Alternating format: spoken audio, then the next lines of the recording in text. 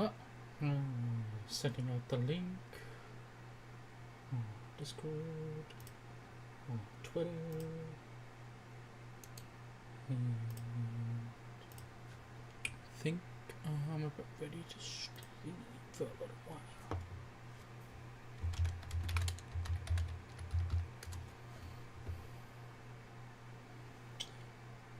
And which one do I want to start with? Let's start with the DMX driver. I think it'll be the easier one. Here we have the DMX driver. Let's turn off the ground fill. Switch my view. There we go.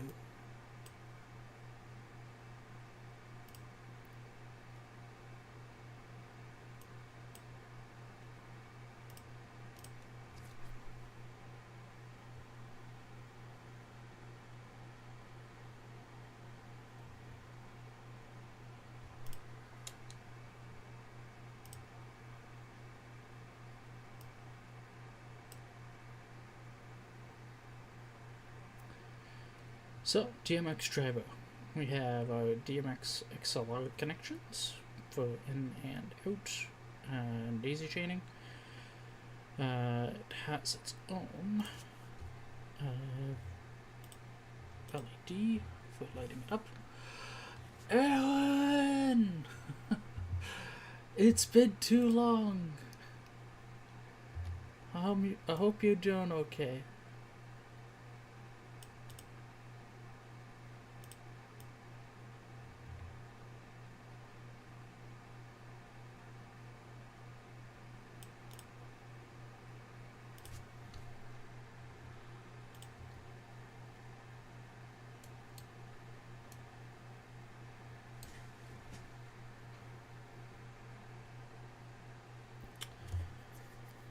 Okay.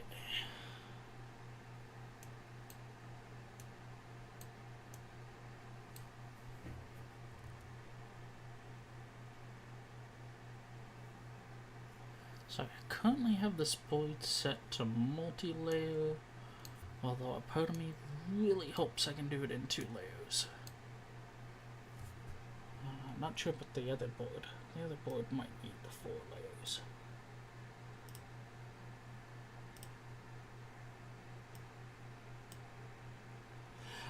Yes. So the past 3 other live streams have been 2 different boards. This is a DMX driver board. It's actually a 4-in-1. And then the other one is called a motion glove board. There's a potential presentation that I might have the opportunity to present, and I wanted to make it extra complicated for myself and add some extra elements of interactiveness. So rather than using like a regular PowerPoint clicker, I'm just going to put on gloves that can act as an input device. So you would put flex sensors on the fingers. I'm just going to put a couple pressure sensitive pads on the palm so I could press a finger to a spot, as well as an accelerometer and gyroscope on the back of the hand. And then I would all talk through MQTT, and then I could have Node running on a mini PC, just kind of doing actions. Open up that circuit board.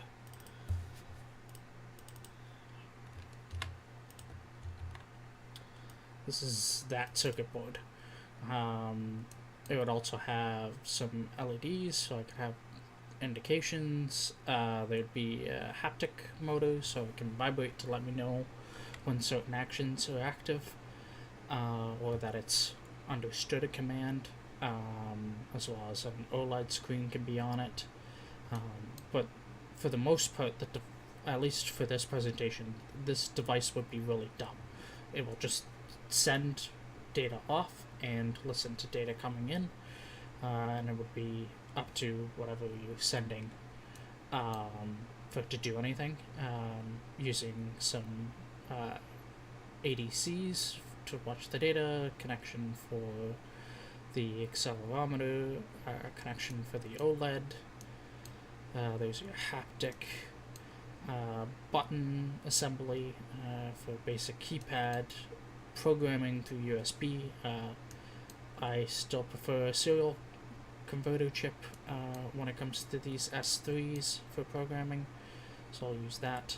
Down here we have a really small 3-volt regulator, which is rated and good for batteries. So we have battery connection, battery monitor that speaks I2C, and then a charging chip, and a on-off switch that I almost forgot to add. So USB can charge the battery or power the device, which is what the diode protection diodes are for, so we're not accidentally backfeeding anything, as well as programming. I put small holes here so that I can stitch it onto a small piece of fabric.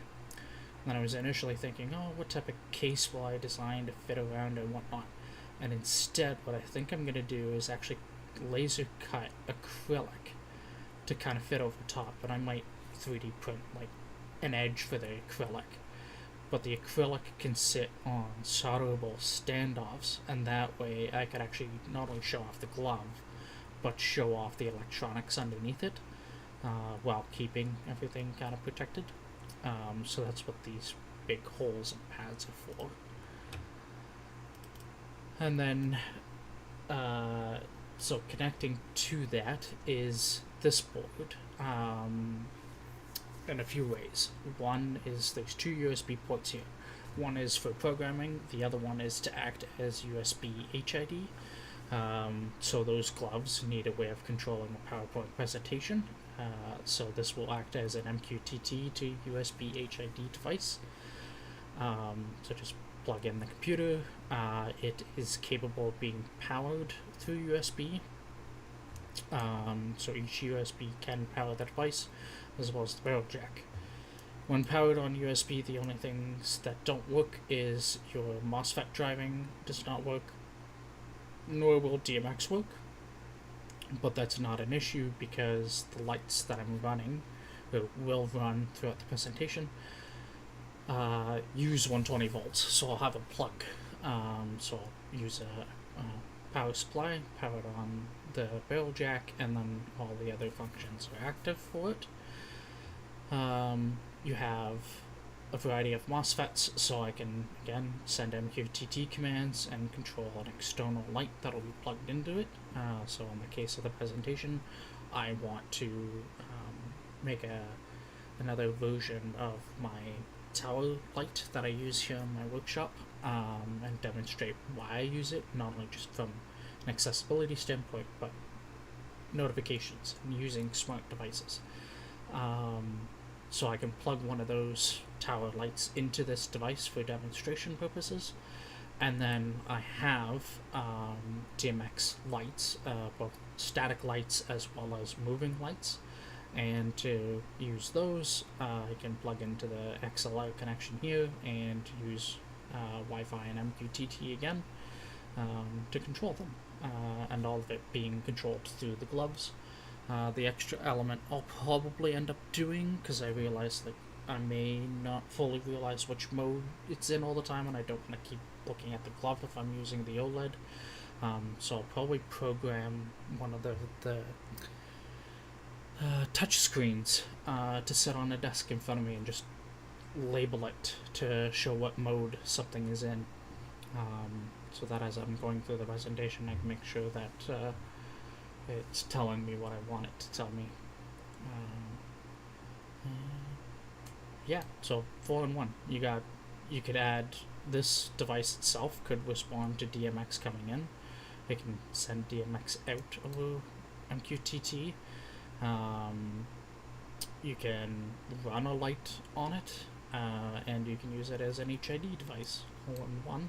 And the main reason for making it an all-in-one is just overall simplicity, because I can mix and match what I'm using them for, and it just makes the ordering process through JLC a little nicer, to just or do multiples of the same board rather than splitting it all up into numerous devices. So that's the main project for the moment. It was a random thing that I came up with because the presentation would be in June if I get picked. So we'll see what happens. So and then soon enough, I will get back into the ATM machine design and the inventory project for a little bit this summer, and then back to school again for a little while, and then finish that up and keep working away on projects. Lots of projects. Always projects. Where do I want to start? I think the easiest spot to start is going to be this stuff.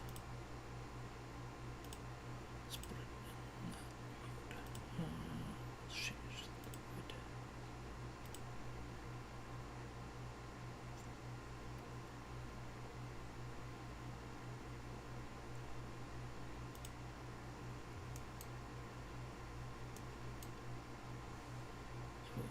Power.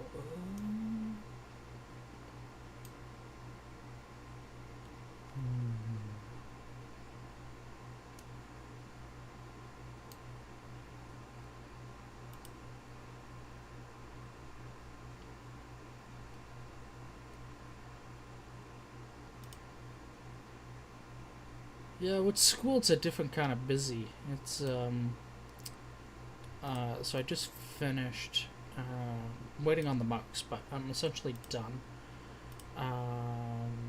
for the time being. 4 semesters of school back to back since last January, and let me tell you, that is grueling. I had somebody try to compare it to having a job, and I'm like, yes and no. It wouldn't.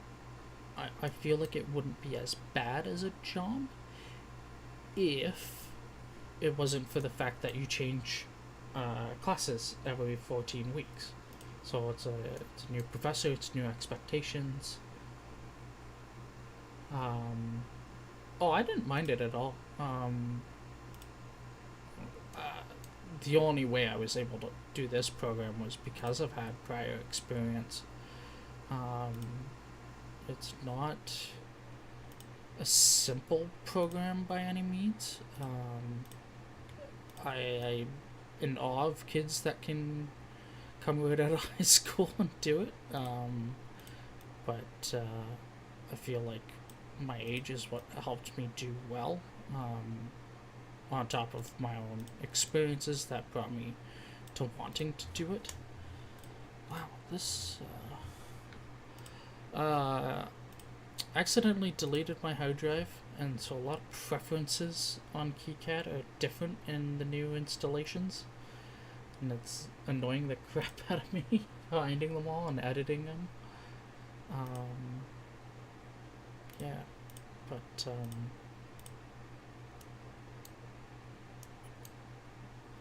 wow, I could just take 5 volts up through here, which would be way better than going outside my ground fill zone, which I didn't want to do.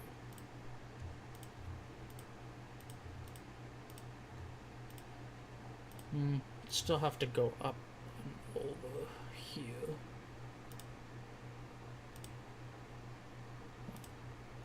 Maybe I could probably go through the resistors, but they don't need a lot of power.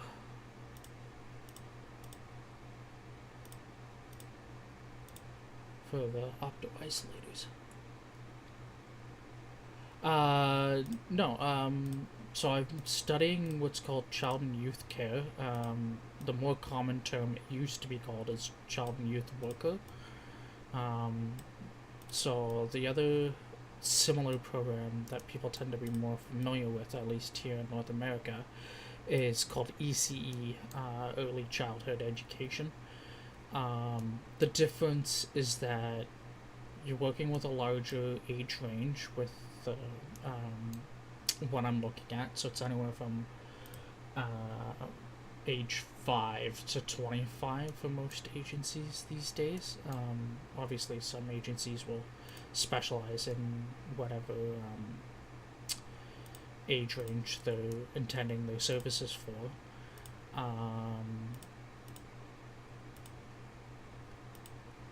And child and youth work is more about it's a combination of counseling and therapies. Trying to think what else would be wrapped up in it.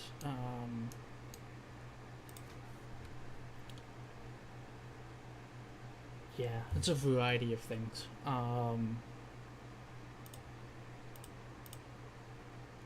But it's useful work.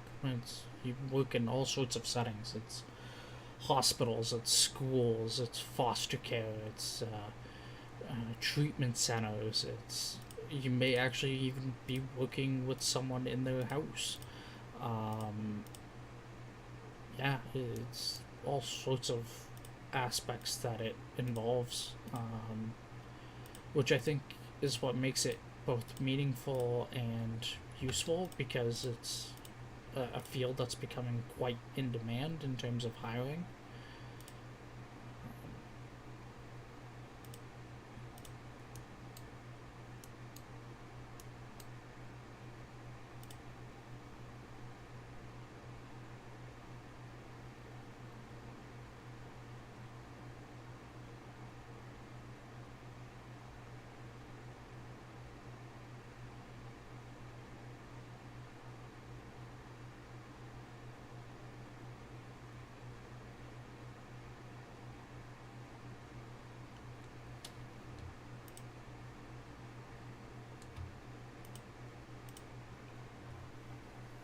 I think so. I've benefited from it, so it's kind of what led me to it.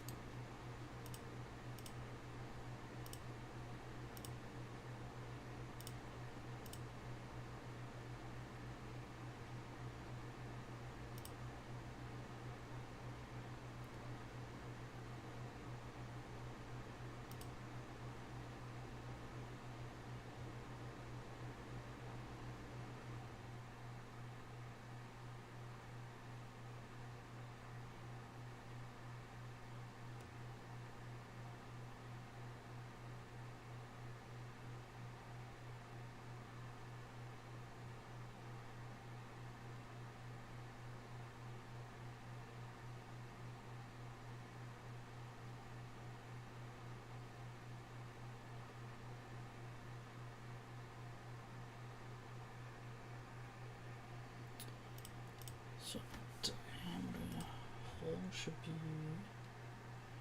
Well, let's set it. I dislike that you can't change the measurements when that window is open.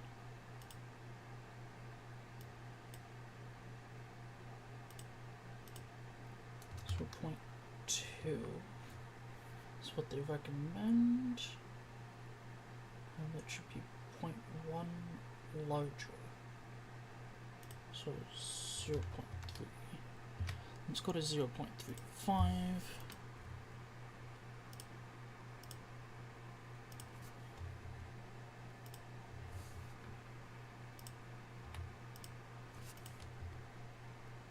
Wrong button.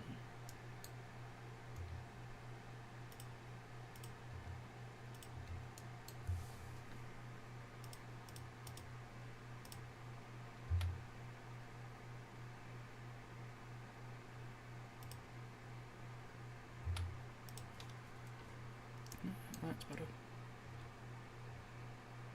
I think.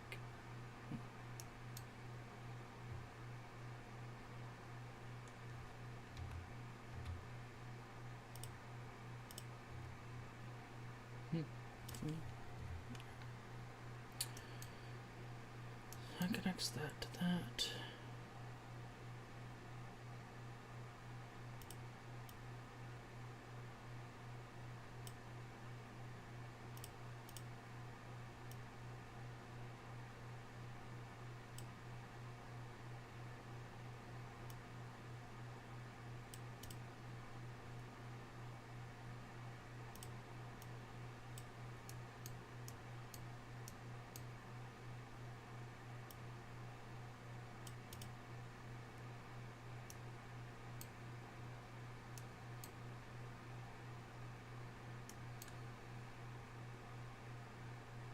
I just think it's better off going up and around rather than trying to go around and around. That.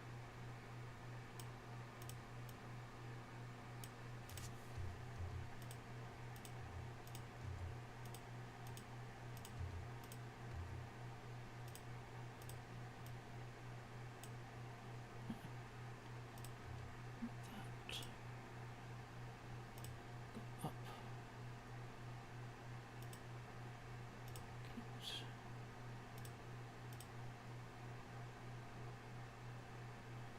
Add a via.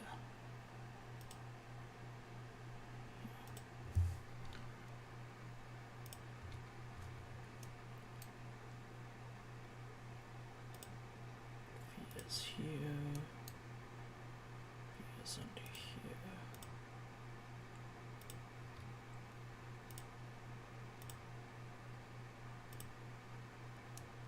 That's better.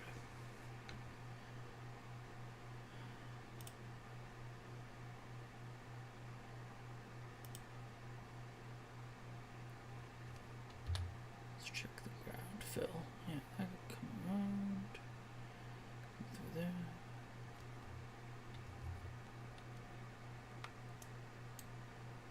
Should.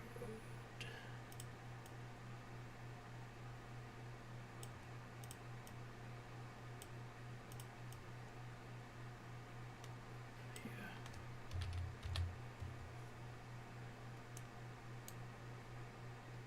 Actually, that. Just said stop building an antenna my way.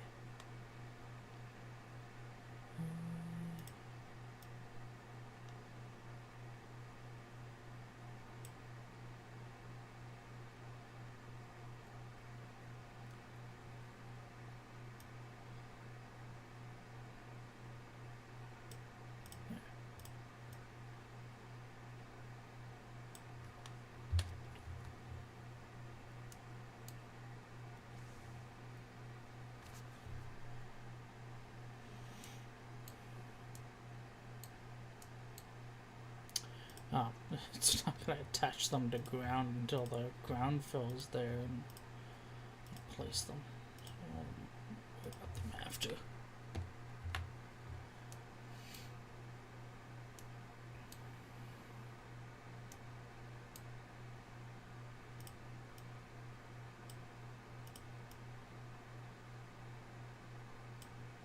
Ground can go through there as well. I'm not sure it goes through here. Oh, it does. Okay. Yeah.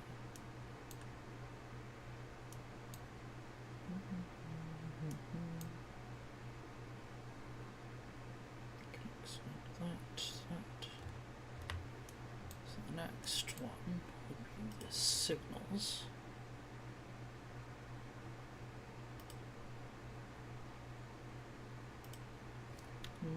Why does it?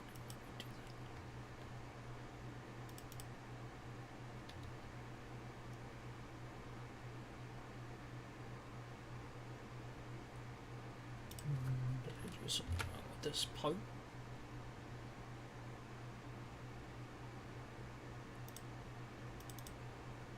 Oh yeah, set a margin.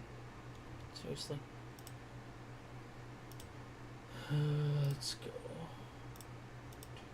footprint editor in the library. Fix that.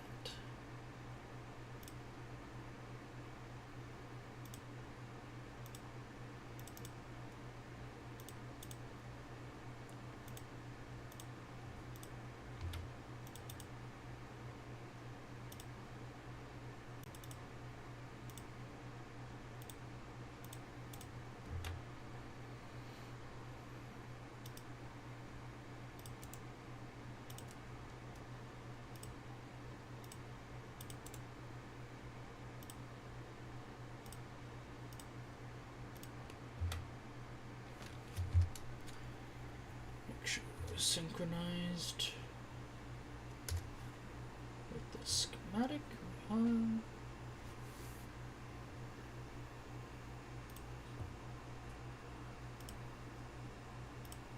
There we go.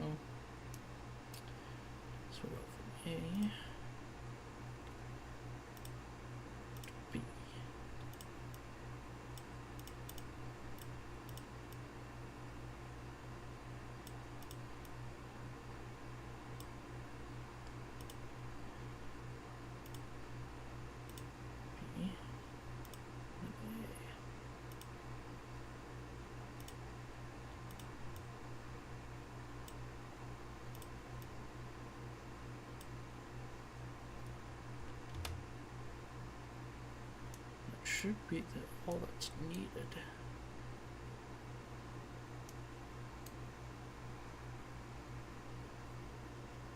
Well, other than the power LED here.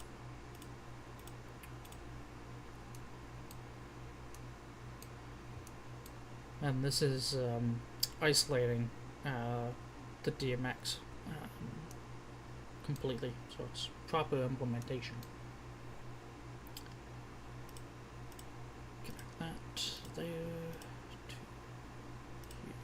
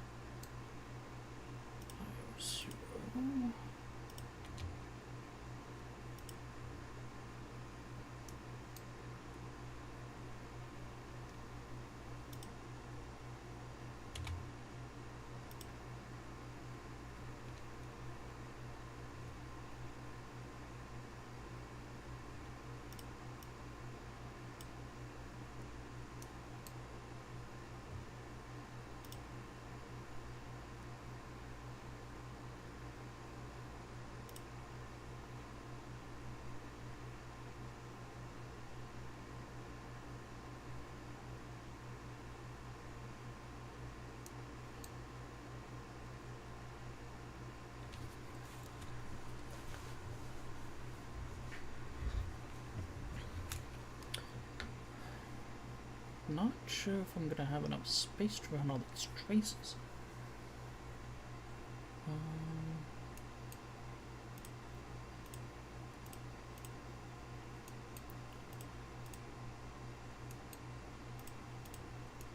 was really hoping that this design would let me run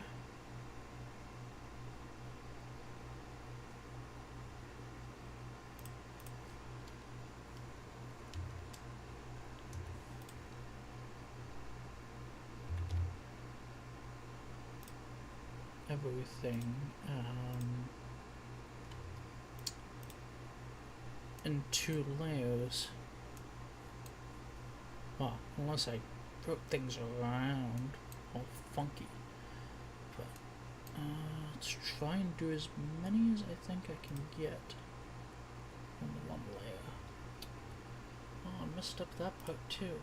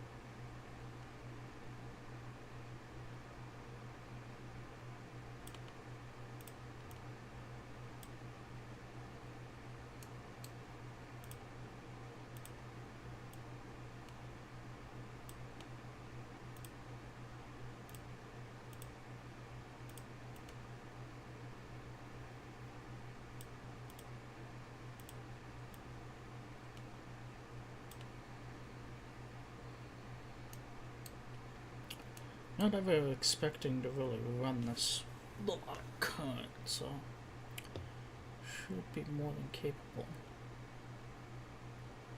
The only other way to do it would be with ground fills. Yeah, let's do it with fills.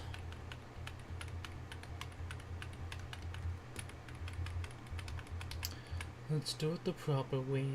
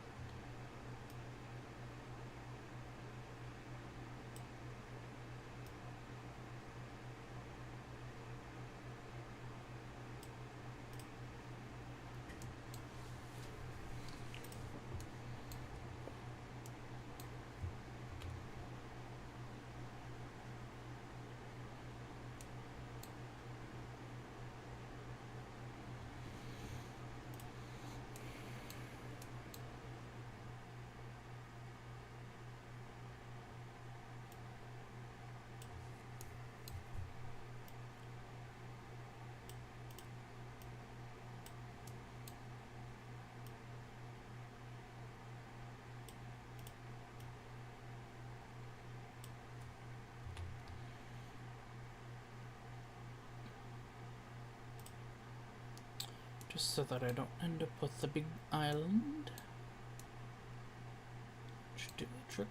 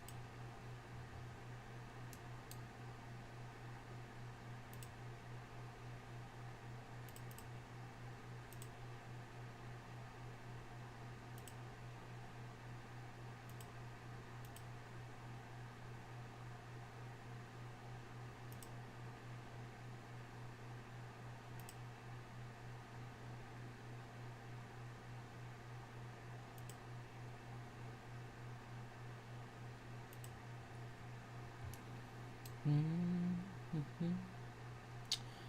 Trying to think if I want a big trace here, if I want to manually run it. I have a feeling I'm just going to do a trace.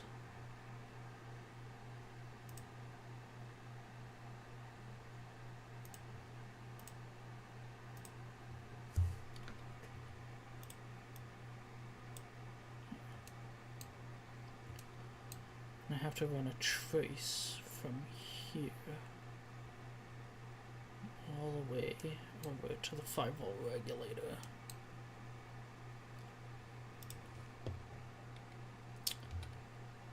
And let's do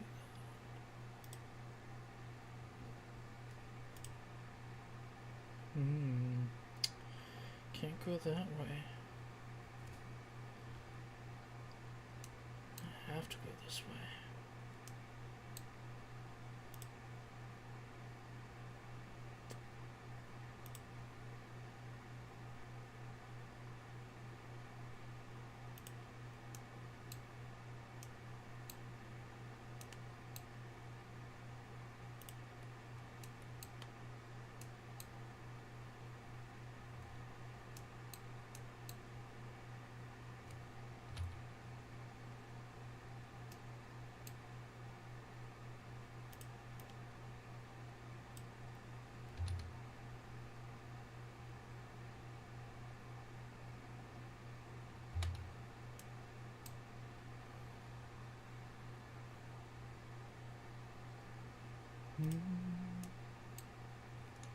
Let's double check these.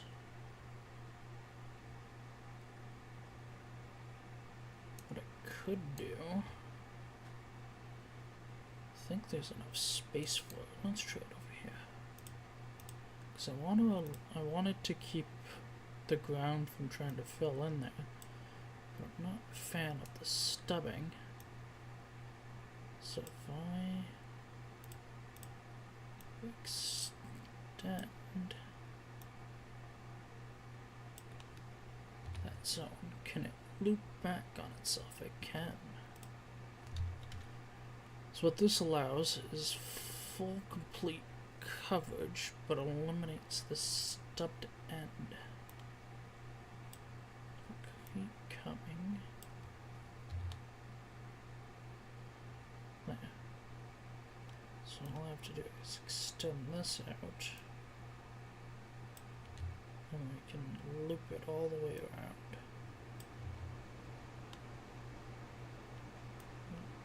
More.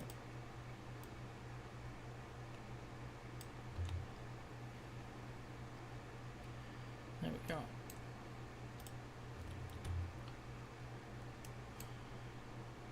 So we'll do the same over here.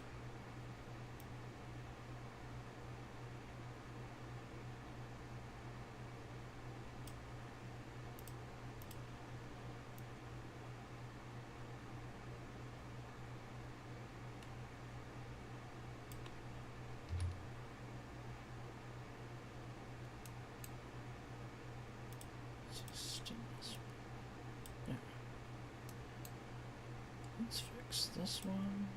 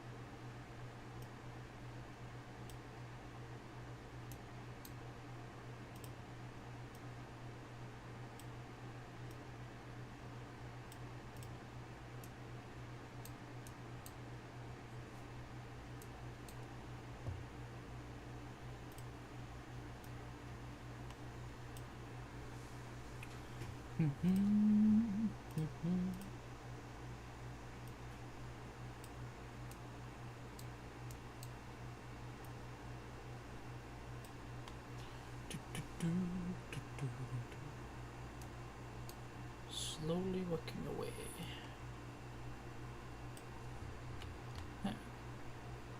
Generate the fill. I think we're off to the races. The reason I'm not extending it to the backside so it can connect there is because I do want the ground plane to go all the way around. I don't think it'll have enough space. But let's try. Ooh, it does. Okay, never mind. Stand corrected. Although I could probably move this part back and gain space.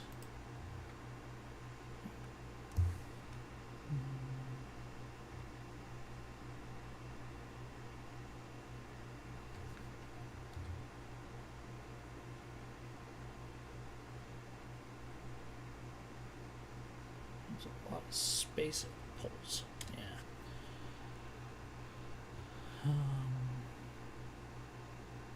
Yeah, that's gonna be a small gap. What is the gap on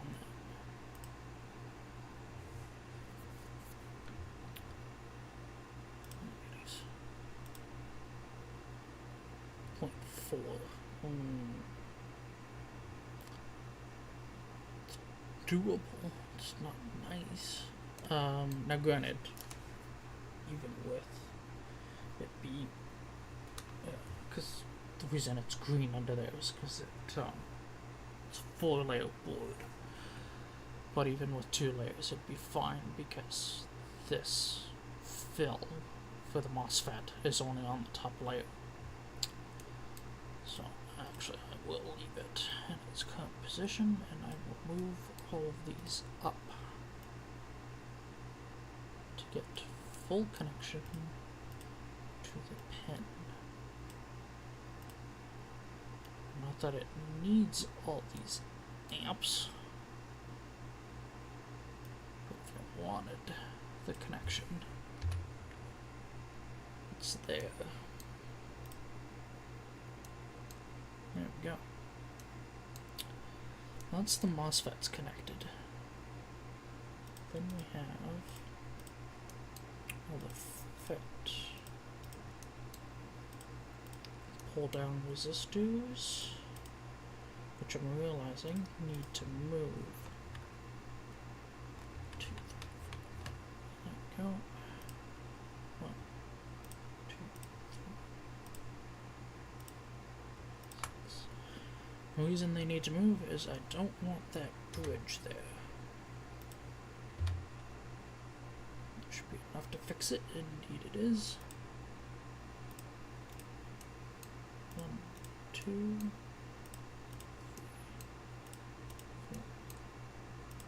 4, 5, and 6. Now, let's do power connection. Let's try and do 40. I think 40 is what I normally try. Yeah, it is.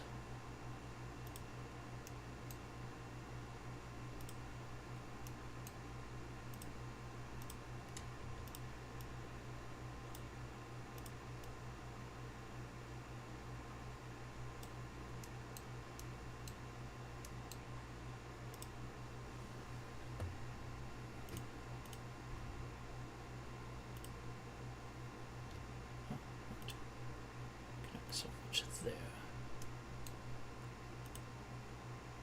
Is that the only other spot it needs it? Well, ain't that just annoying?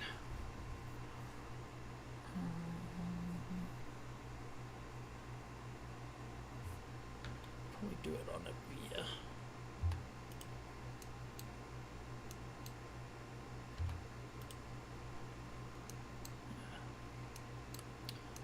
not expected. Which one's this one? Is this? Oh yeah, this is the HID one. So this would be the programming one. Neither one of them would be doing much. It would simply be powering up the ESP for communications. Now we can slim down the sizing.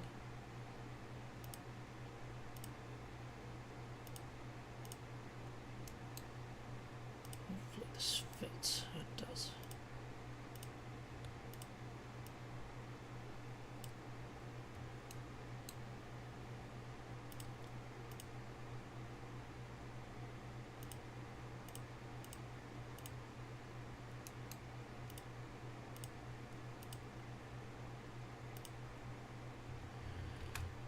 Figure out what size fits that. Is it a 10 or is it an 8? 10.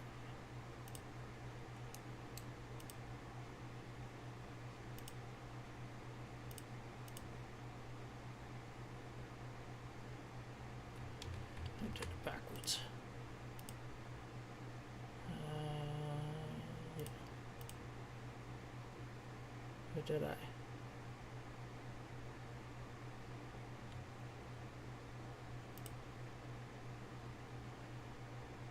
To there, and then I can't get this one to there. Oh, how in the world did I do these before?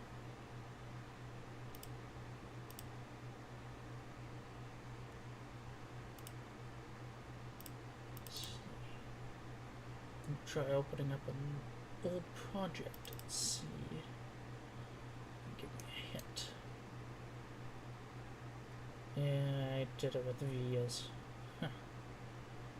I had a feeling.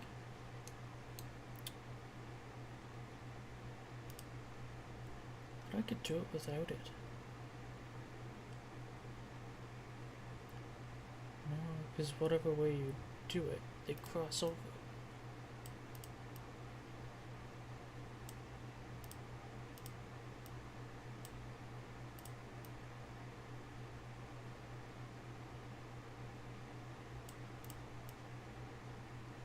Is such a weird behavior. Wow. Okay. And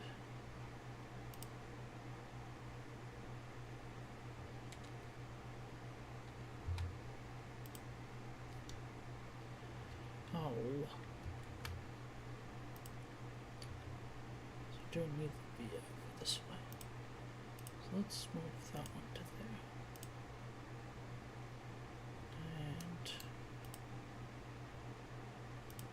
One of those lines needs to come over to here.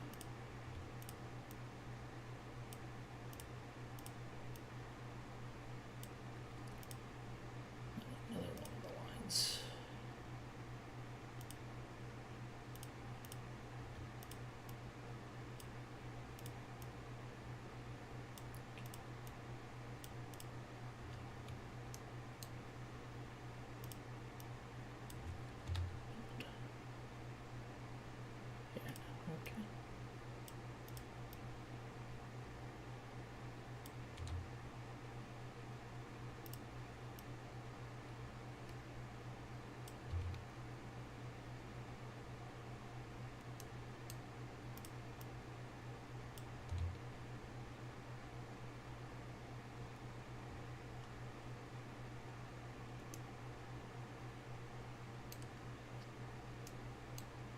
It's unfortunate.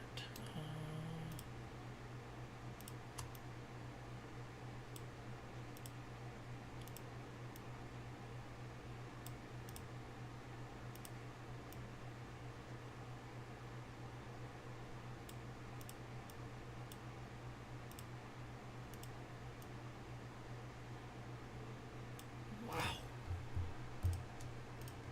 So far, I'm not liking the behavior of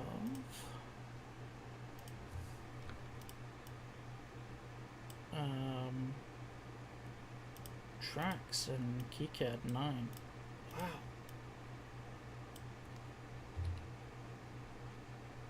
It's gonna cut that off, and we don't want that. that's fine. That's connected there. And we just need to move these, which will give connection back to there.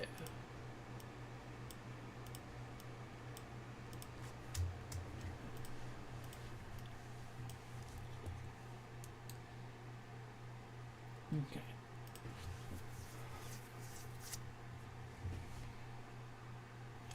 I just need the connection.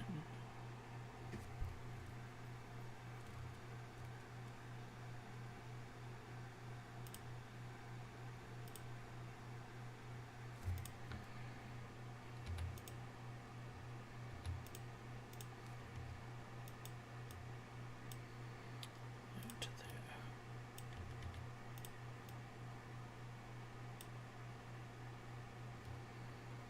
There we go from here.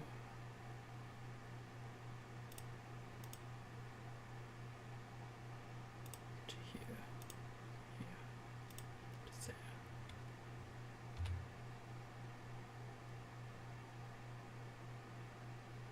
Okay, this does not need complicated line.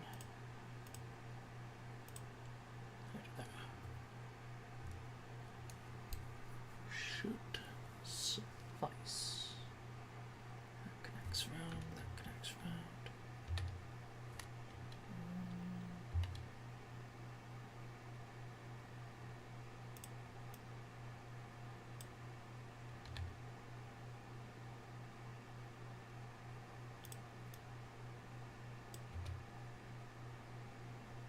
That connects around to there.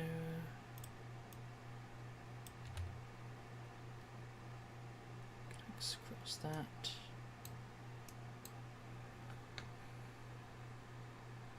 Yeah, no worries. Yeah, I don't plan to stream too long, but I have a long drive tomorrow. But of course,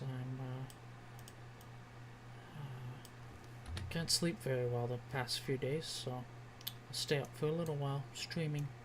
But it's not 2:20 in the morning here, so it's nice to hear from you again, Aaron.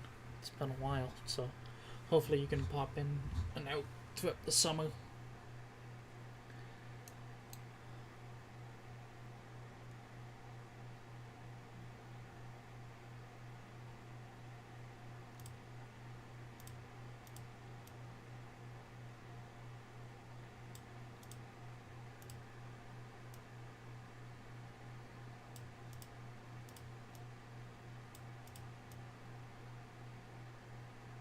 Wow, what is...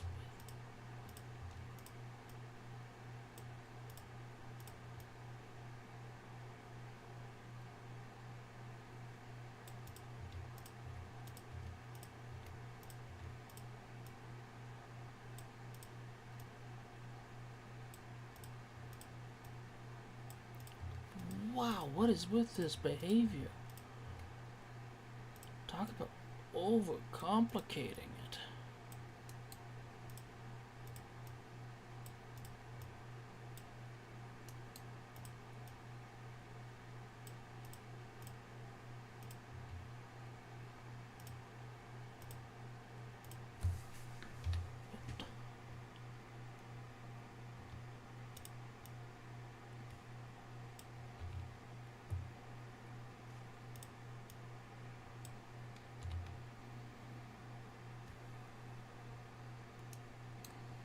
Yeah, that's all connected. And it gives a USB to there. Okay. Now, go back to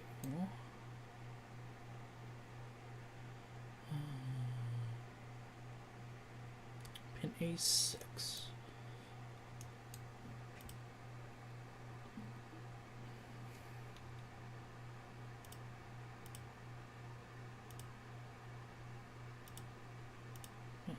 D minus. Wait, I did it there. Why can't I do the same thing over there? What?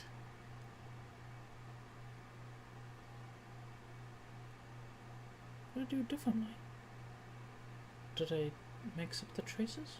Or is it because of the down serial chip?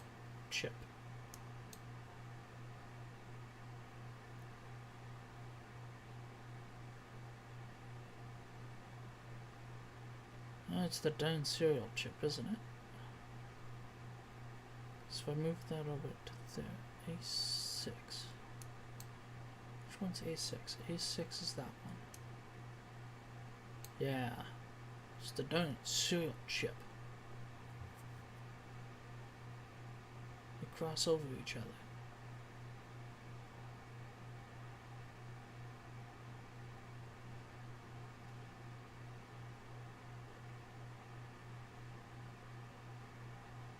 Yeah, that's can't cross each other. That's annoying. Oh well.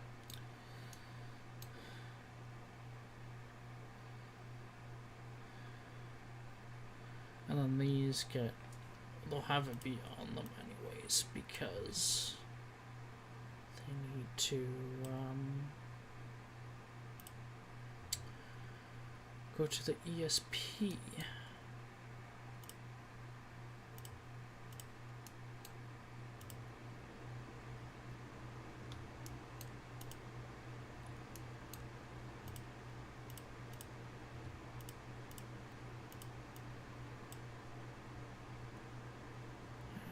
Size did I use for power?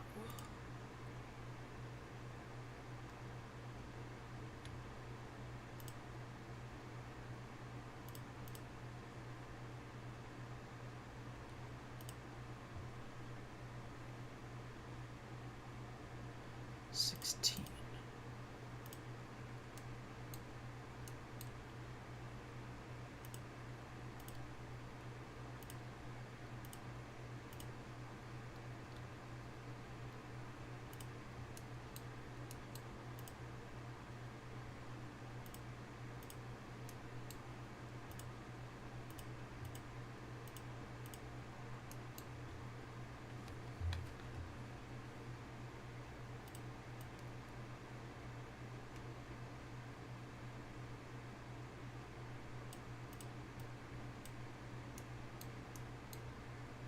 That one's fine. That's fine. That's fine. That's fine. Yeah. Connect that there. Let's realign this resistor.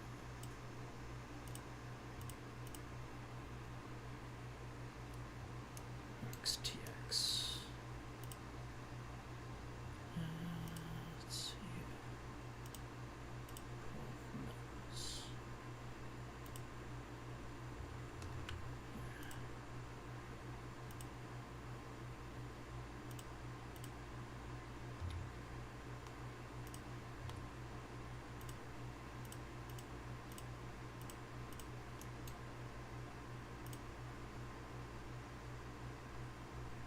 Oh, this one doesn't have the LEDs on it.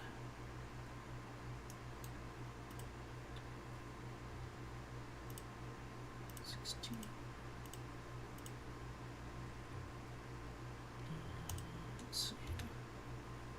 These are my 3.3 volt stuff. Not bad, actually. It's all within close proximity. So if I take 3 volts through there, branch off to here.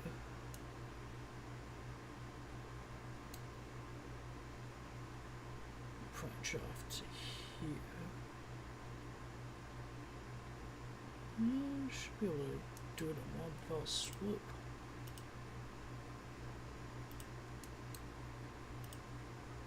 Out to there.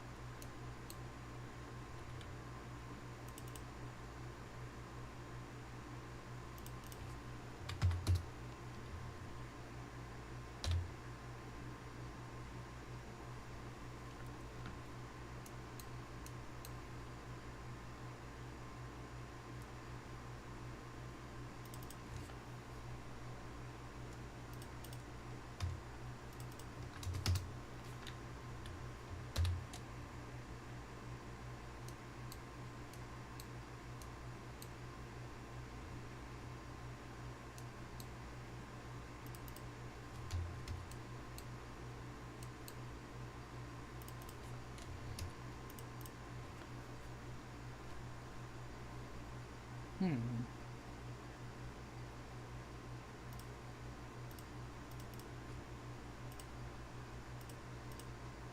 of these have my normal setting on them. But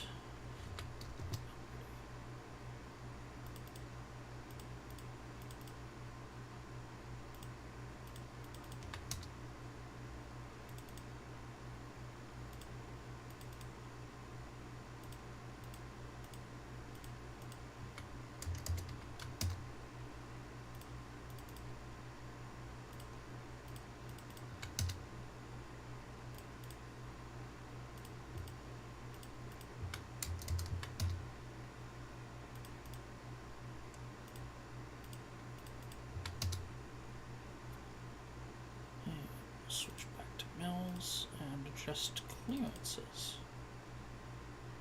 Let's do 10 at 20.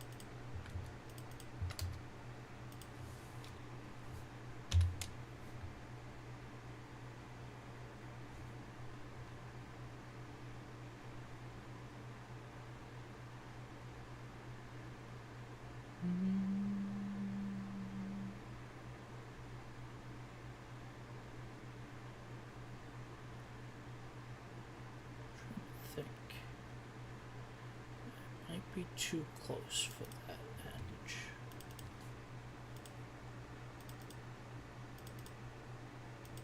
Yes. Let's go wider. Wow. So annoying.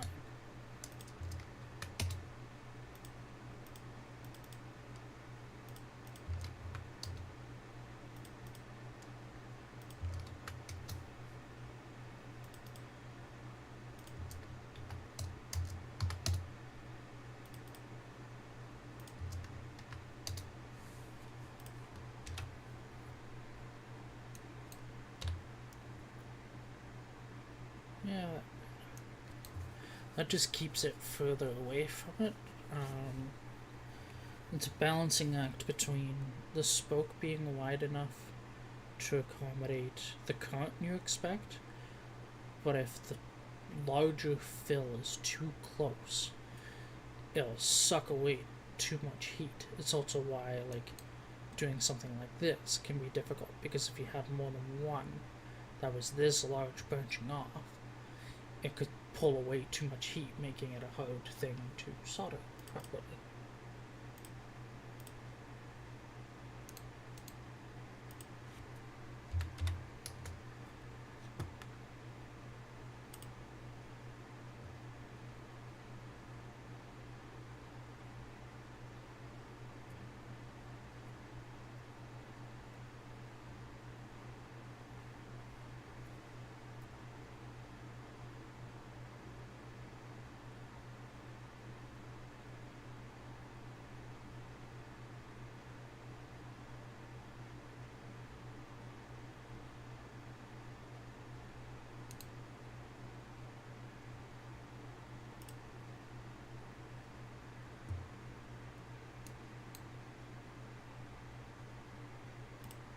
Is this straight? This doesn't look straight.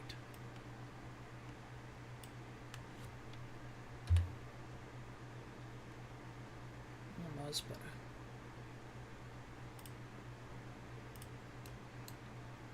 So we got power running through, connected.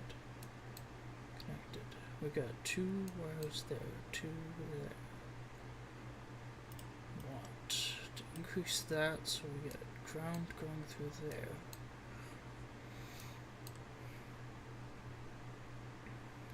Bring out VCC for that. This connection can now go back to the way it was.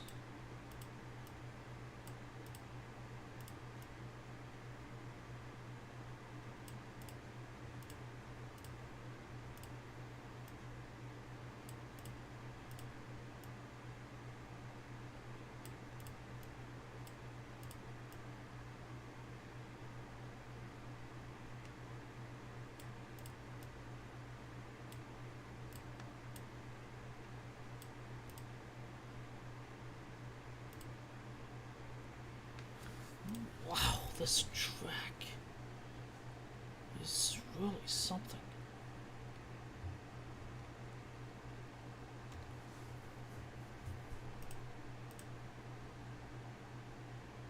Just easier to delete it and rerun it. My goodness gracious. I need to find whatever setting that is and turn that one off.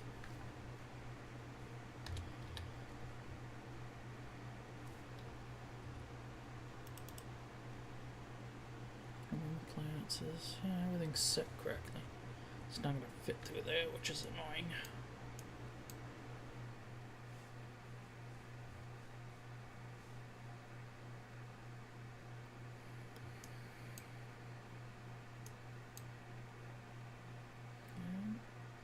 It's connected.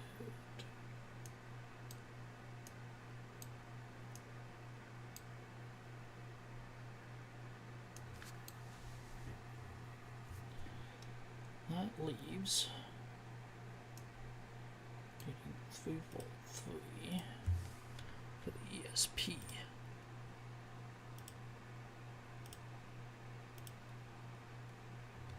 Wait, what? Oh, do I have a different symbol connected for that? Here, 3.3 volt.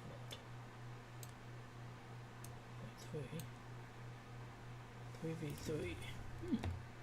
Interesting.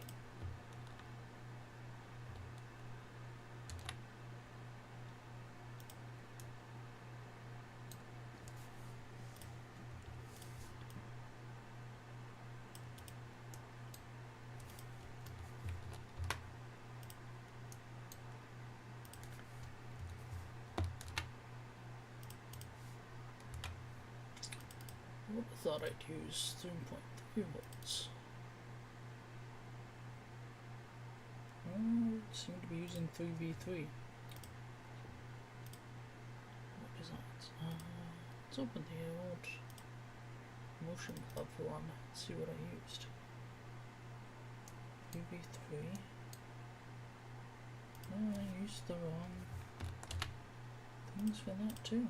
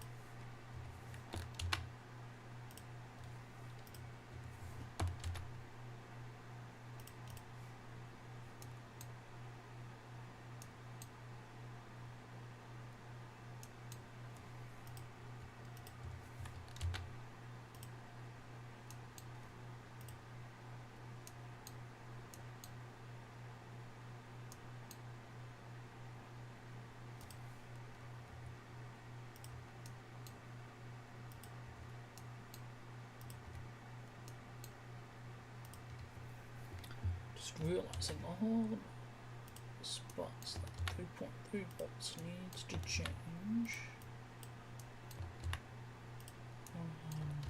The gloves project which I have opened another window.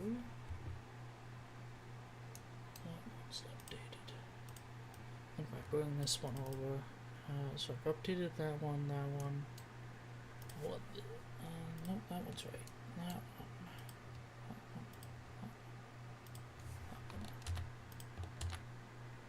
Update.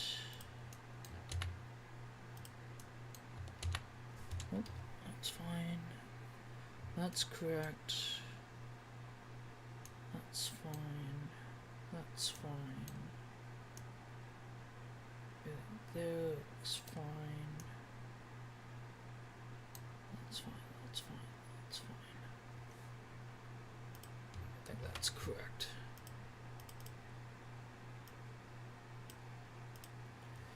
Let's update this F8.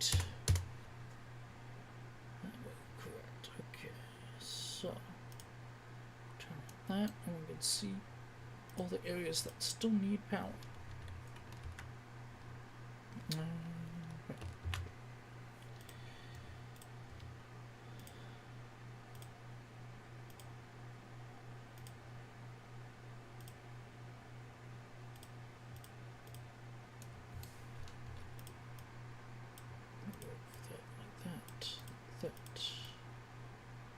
This just ensures the ground can get all the way around.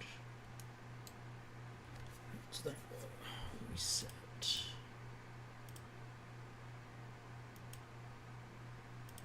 To the reset, to the reset. And reset goes to there. So yeah. And this one.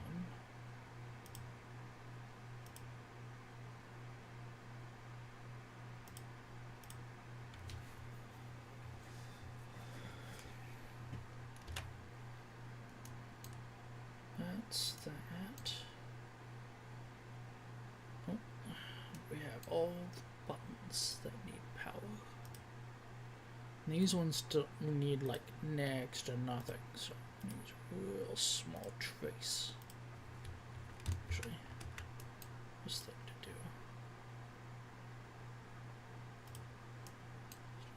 Trace like that.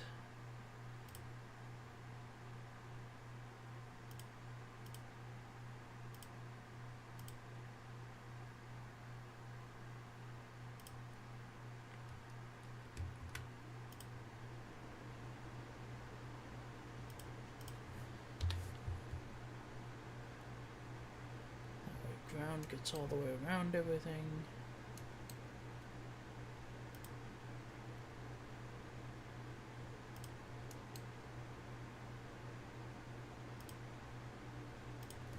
Capacitor.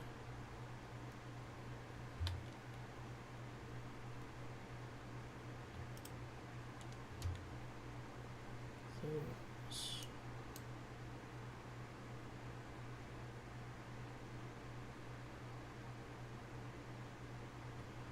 I'd actually be able to run those from the top. Load your trace.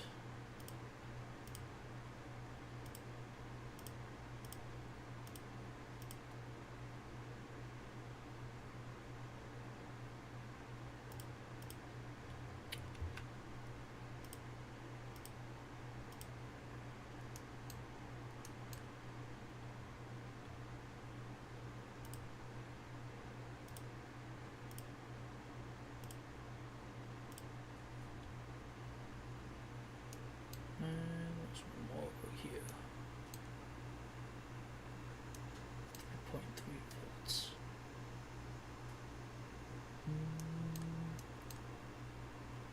Where's the other IO0? It's over here. Okay.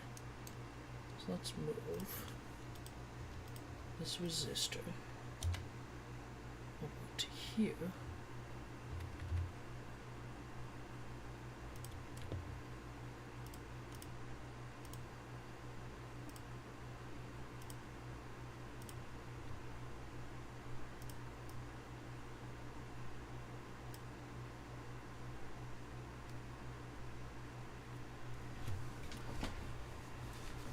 now it's less of a problem.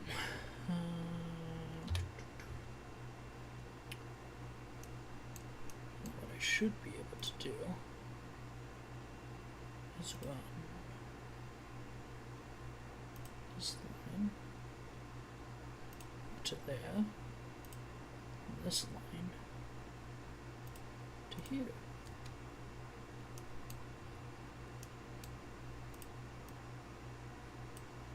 I'm not too worried about this ground, both because I can add a via, but also because it's just a pin that helps hold the connector in place. It's not actually running to any cables, it's not shielding, it's none of that.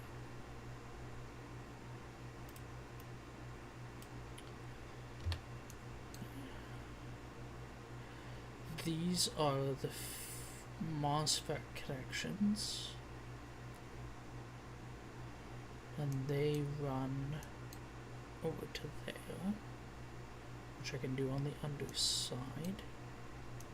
You have reset that also has to be run, and it's likely that I move this down.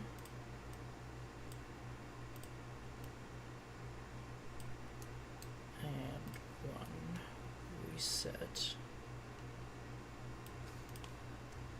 as a trace from there, put to here, and if I do something similar,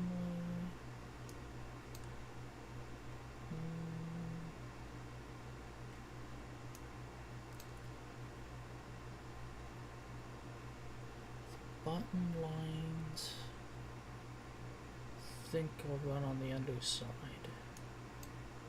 These I can run on the underside and around. So yeah, IO0 is probably gonna run like that. Something silly to that effect.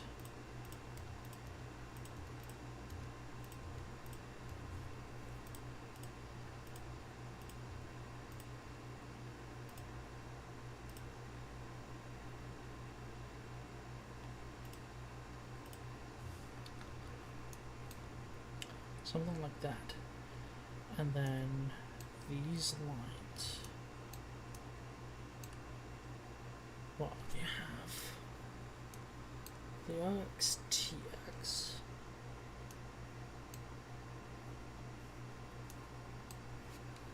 I'll have to come up to here. USB HID is gonna have to come over as well. And the RX-TX. So let's start with the MOSFETs. Nitro 16.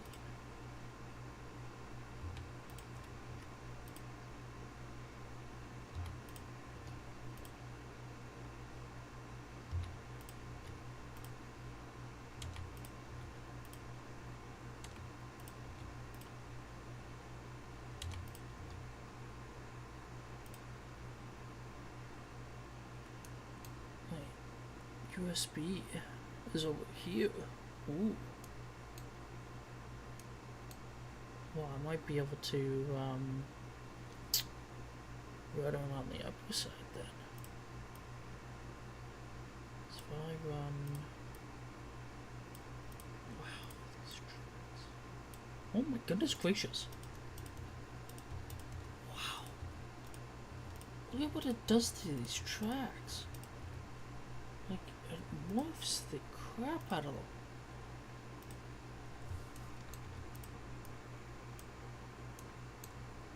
So if I run here,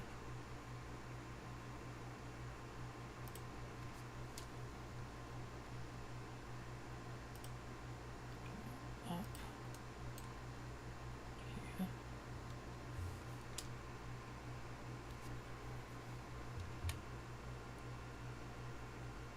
there's ground there, which I would ideally want to separate this I2C signal and the reset line from over to here.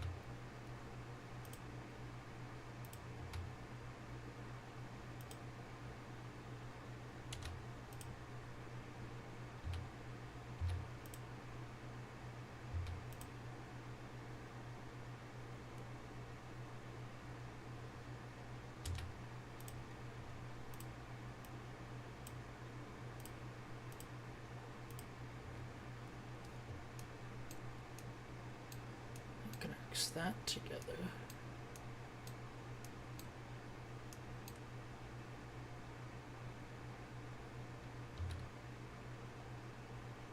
That leaves those lines, which I think the ideal way for them to run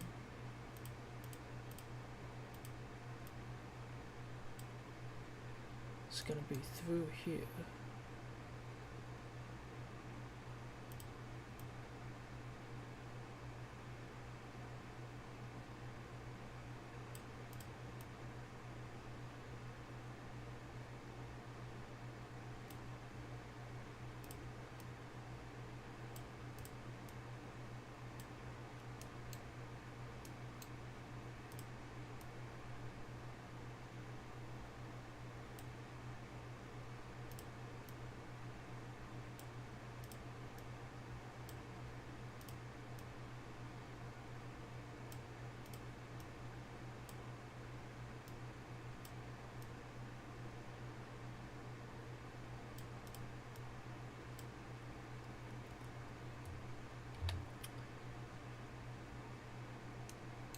If I could run it over to here,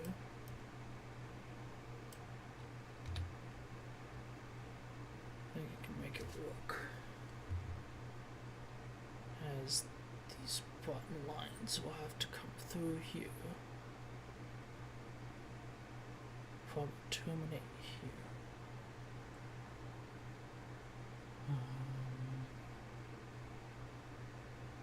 Yeah, so either the RX TX is going to have to come up and around,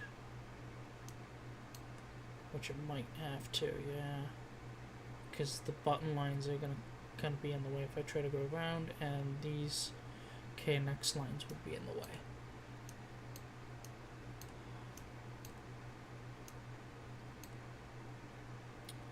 Hopefully it's kind of understandable in the sense that I tend to lay out components in knowing how I'm going to run the routing, which my main things are keeping things away from the immediate edge of the board so that the board can survive any potential damage.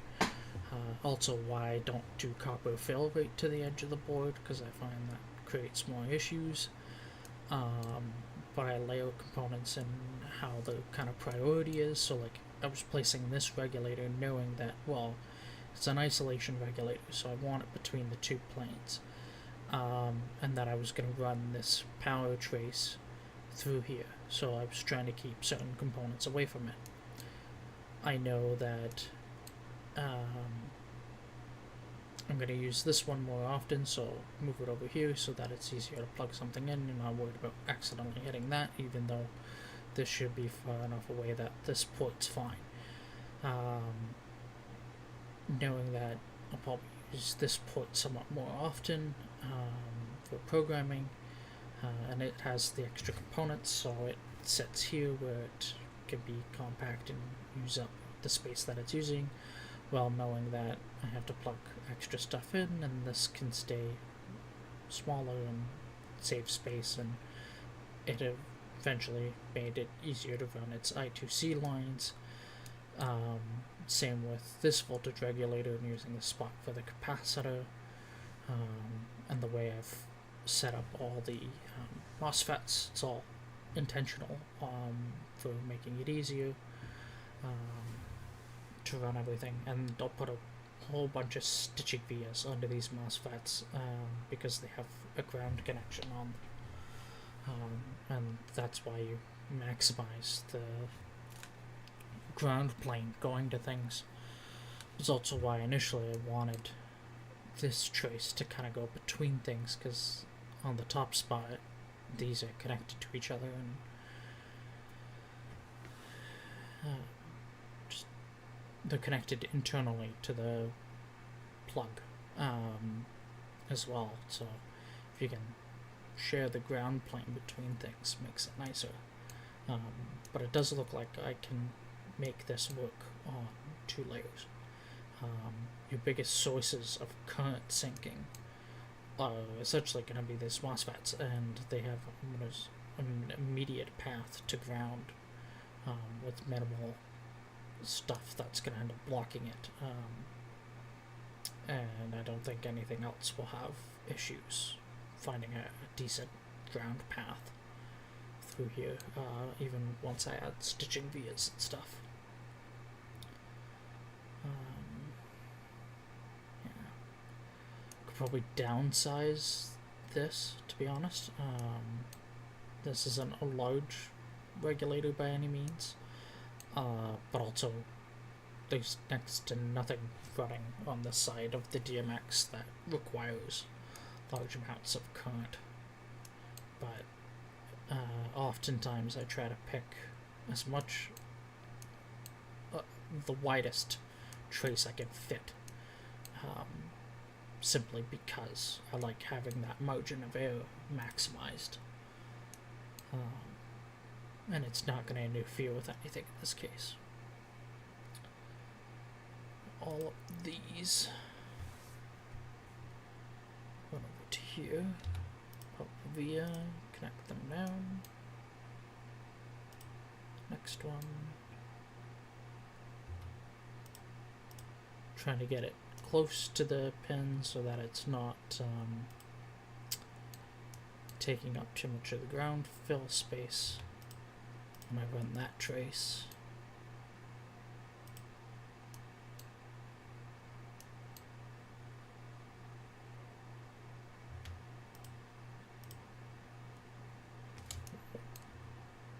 That's annoying.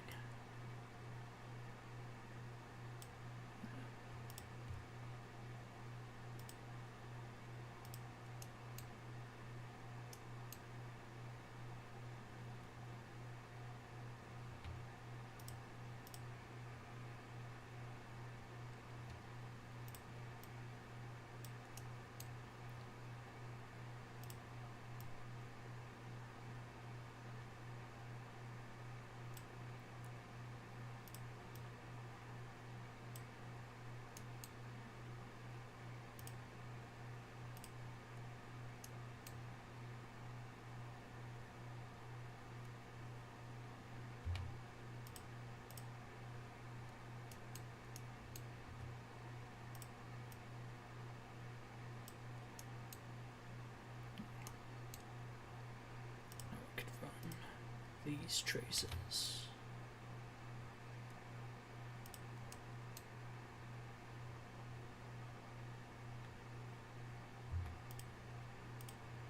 I'll have to do some moving around on that.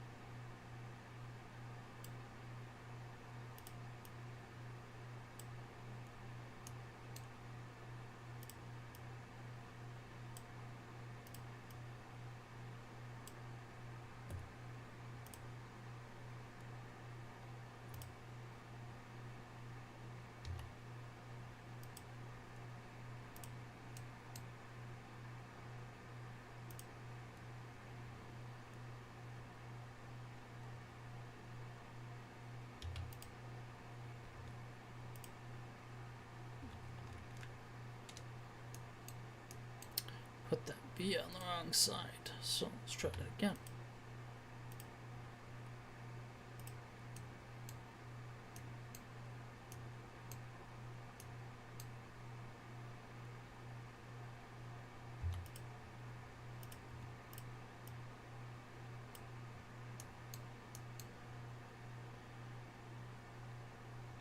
I want to check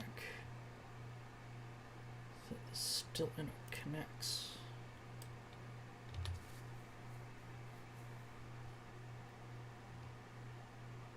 Does. Okay. I should be able to get the buttons through as well.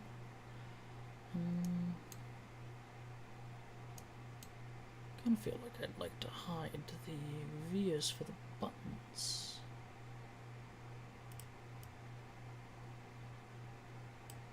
So.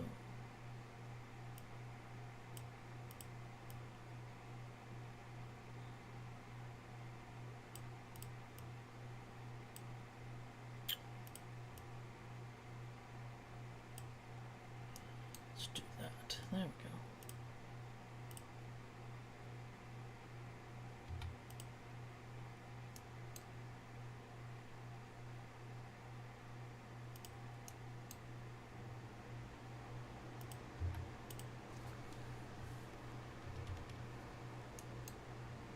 And then there.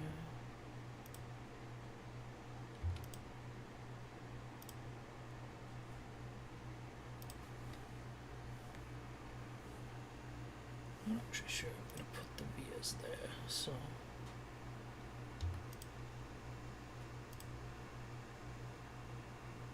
let's just end the cables here.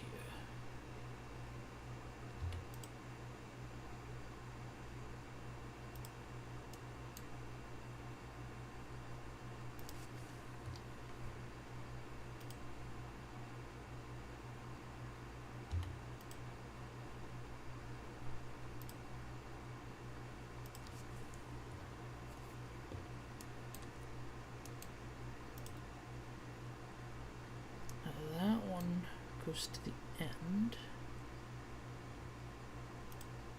That one goes to the closest spot. That one goes to the middle spot. So, via.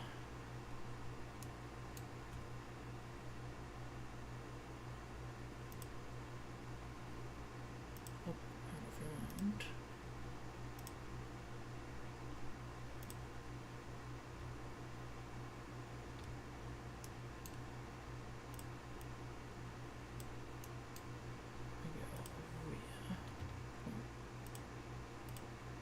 Here,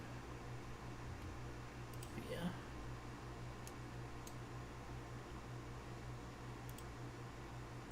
spot,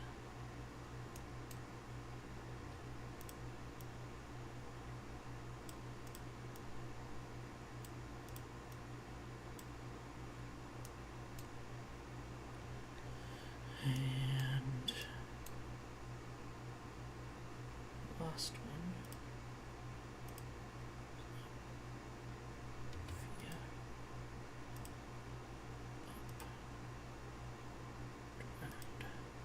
Down.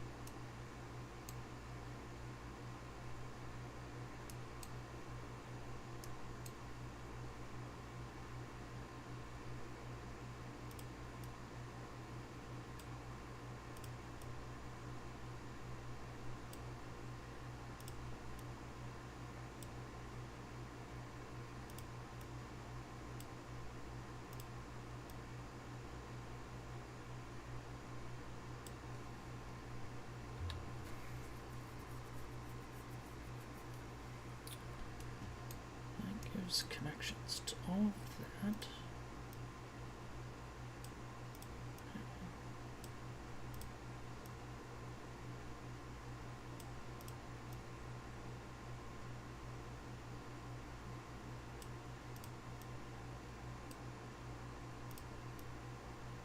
Moving these so that I can get ground through there, which is going to be easier if I move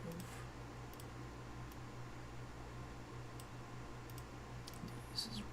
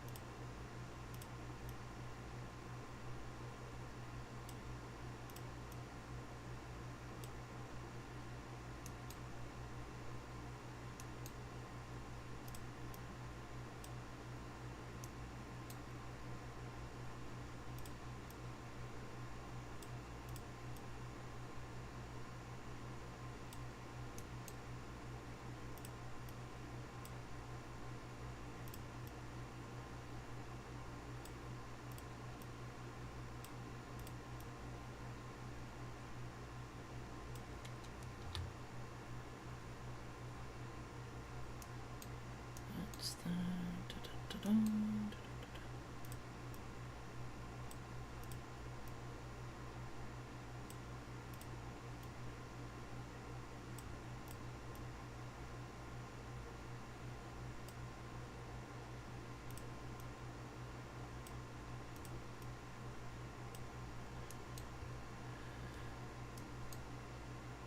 Connects. I think that just leaves the connection to the actual buttons.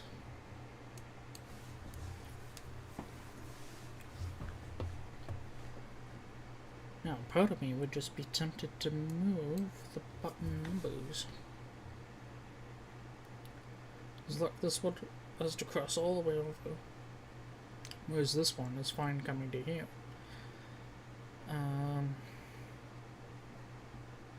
Like, this one should be button 3. So let's do that.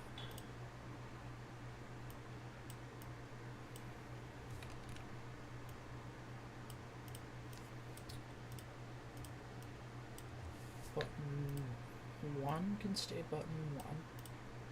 Button 2 should switch with button 4. Button 3 should be where button 5 is. So if I go 1, 4, 2,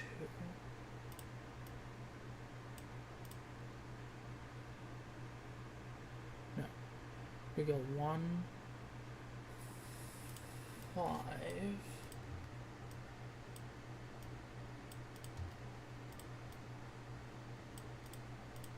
4, 2. Okay. Yeah. I think that's the order I want. Let's update this. So let's try it. Go button 1.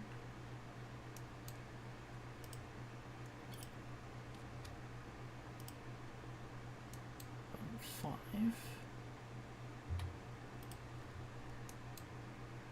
Button 4.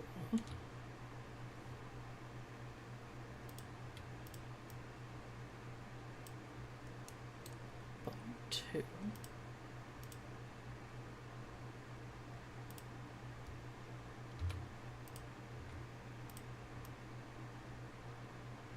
Like, why does it do that? It should not be moving this extra section. This section should not have moved when I'm wrapping it around.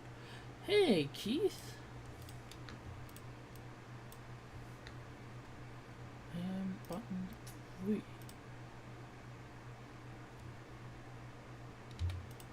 decided to stream today because I'm going away for the next couple of days.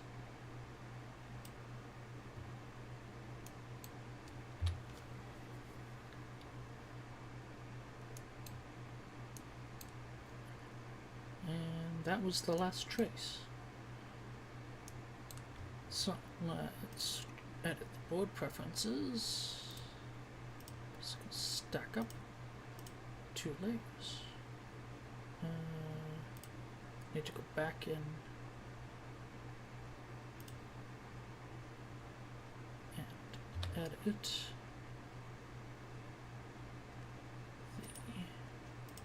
thickness. 1.62, yeah, okay. This is the correct thickness. So, 2 layers.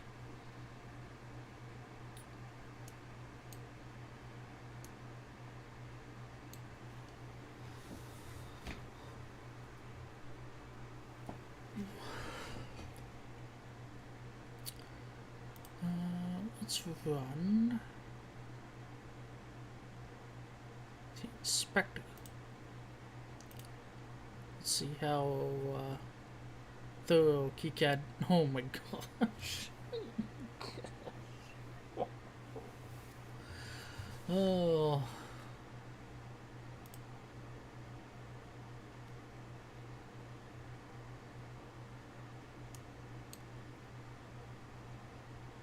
Board setup, minimum hole 0.3, actual 0.2. Oh, lovely. File. Preferences. Constraints. Minimum track width, minimum holes. 0.2.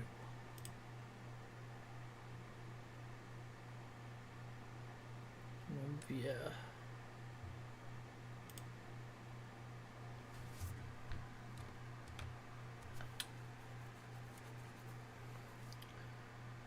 Inspect design triggers. That's the one thing I've never understood is between the KiCad versions is they always adjust so many of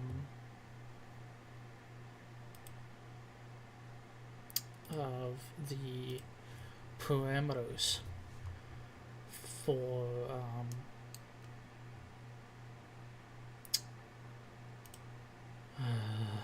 the inspector that you have to go back in and edit all the darn profiles so that it stops complaining about it. Like 55 errors? Are you kidding me?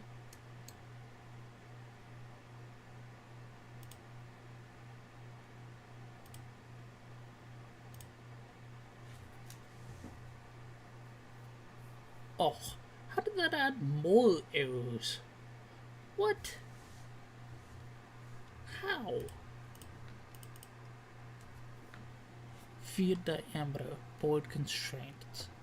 Minimum diameter 0.4, actual is 0.35. Oh my gosh. Wow. Unconnected items. Missing grounds.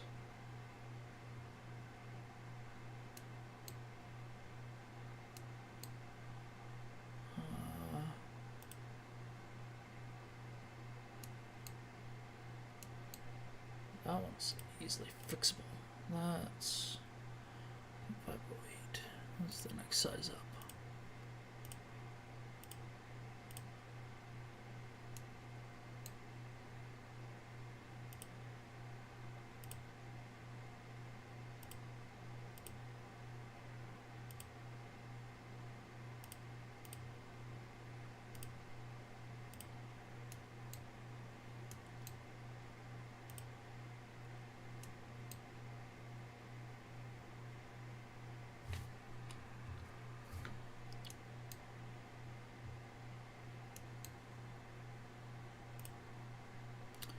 Schematic parity, ignored tests.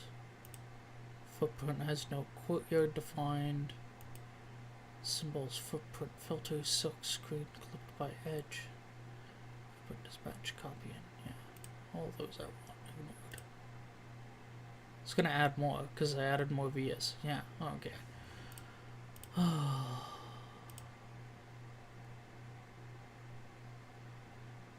Constraints, holes, vias.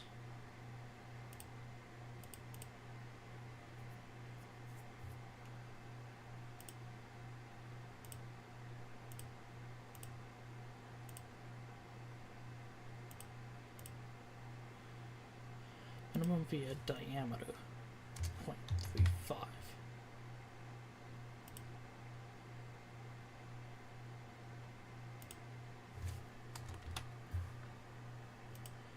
Inspect design rules checker on DOC.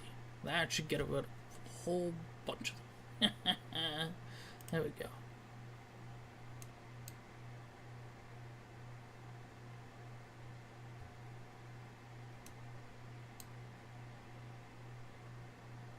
Thermal relief connection in zone complete. Spoke count 2, actual 1. C5. Oh. It wants better connections.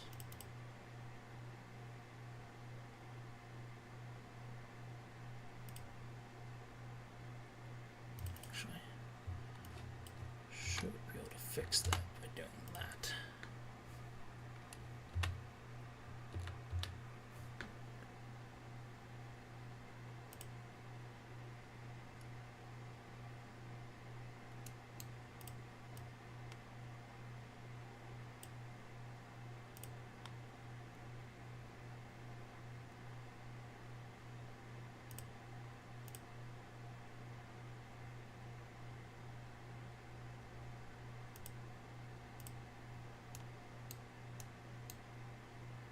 What?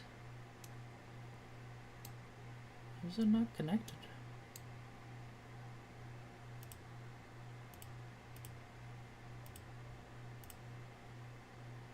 That's a weird one.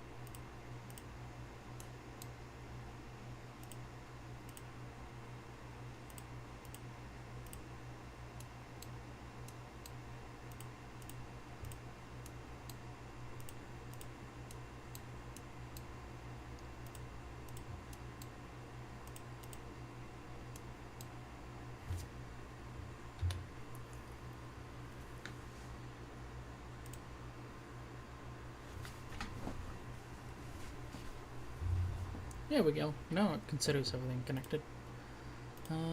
Test schematic for parity. There we go. Okay, everything's confirmed to work. Cool. There's one circuit board done.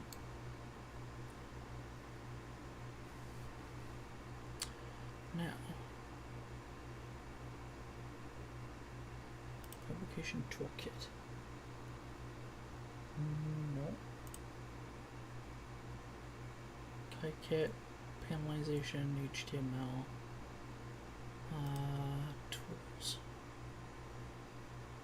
external plugins, open plugin directory. No, nothing in that.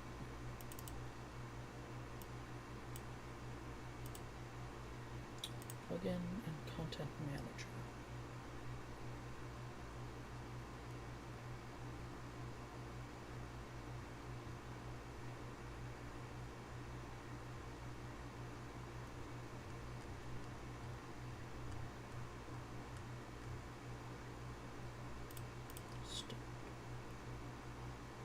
GLC toolkit.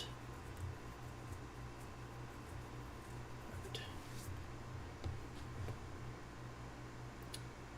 GLC toolkit. Plot all active layers. Exclude DMP items. That's not the one I actually want. GLC.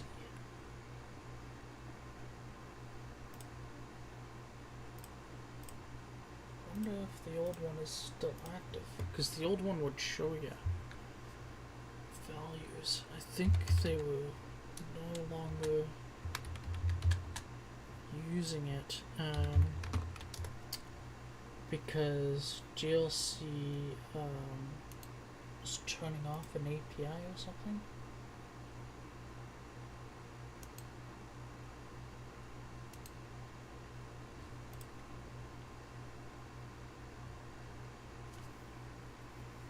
This is the one I want.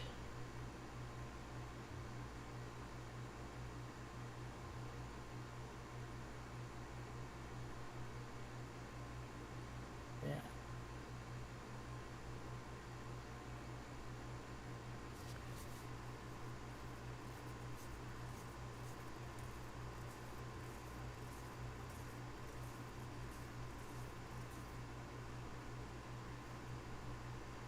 Has a whole host of different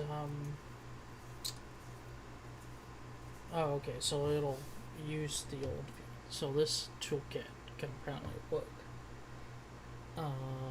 but it doesn't give a nice window like the toolkit I enjoy using does.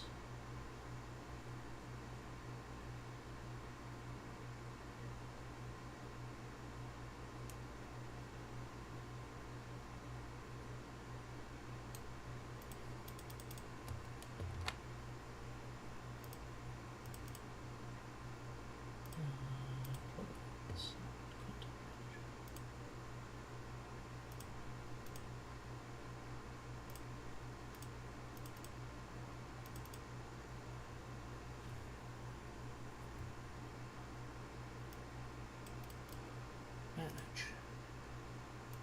And another one. No. That's not what I want.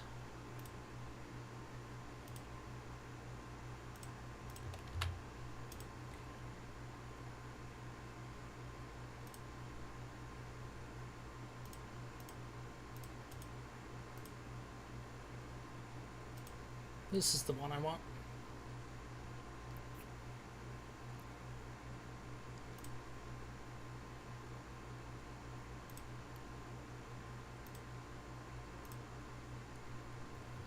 That's the one that has an update pending.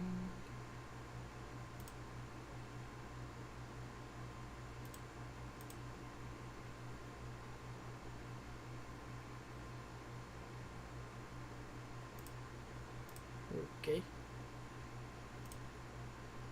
Weird. Ignore that for now.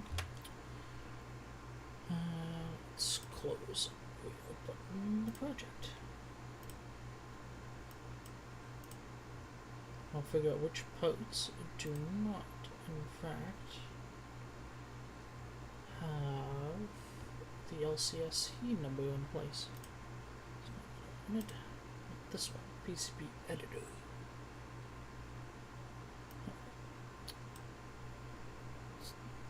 Largest window ever. And here we go. load. Take a drink.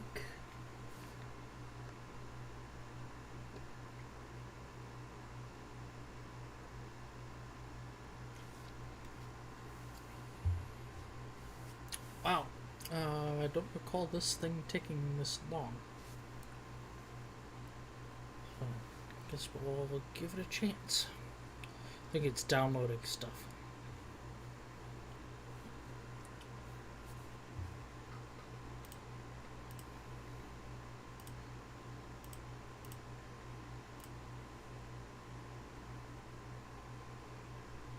Oh, there it goes.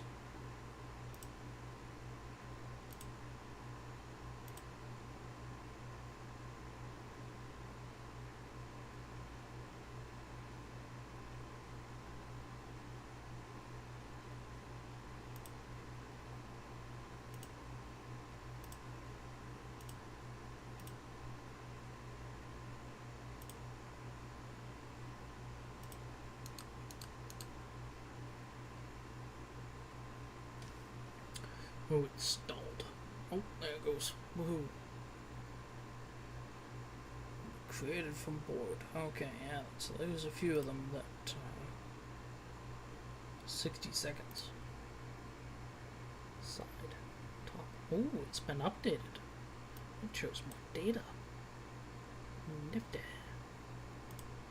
Oh, there's one resistor that is not correct. Oh, two more. Okay, let's minimize that? Yeah, I can. Okay. Let's go to schematic. Let's work through these. So in that column, basic is essentially a basic component. So it's a component that GLC will keep in stock on a machine consistently. Using them costs less. When it needs an extended component, you're paying an extra price for them to swap it in. So the more you can use a basic part, the better off you are, and the cheaper your bill is. So, first one. Do I want to start from the top of my list, or do I want to start from here? Well, I'm going to move that over to my other window so it stops getting in my way every time I click the list. And click on the upper window. I have 5 monitors around here in case someone wonders. My full computer setup is in the description, so that it matter to anyone. GLC and LCSC. We're using the CH340C, which does not require the external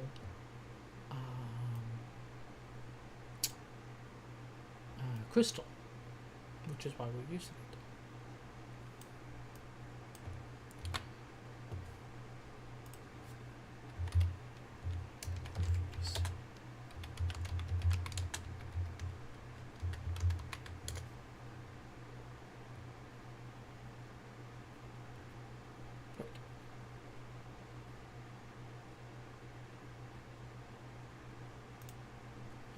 So I have the part here. We go in.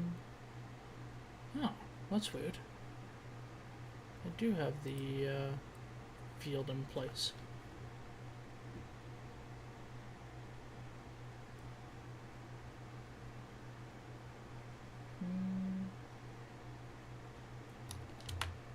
Yeah, it's in place. It didn't grab it though. That's weird.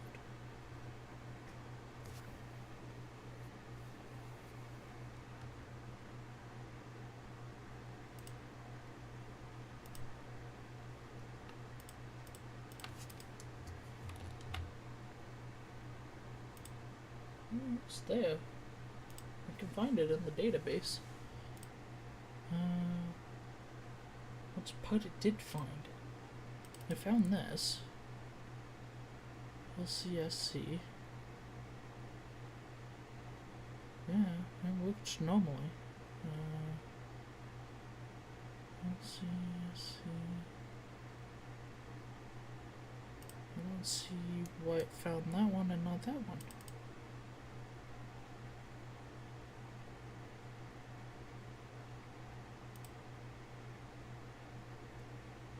Exclude from simulation, exclude from no.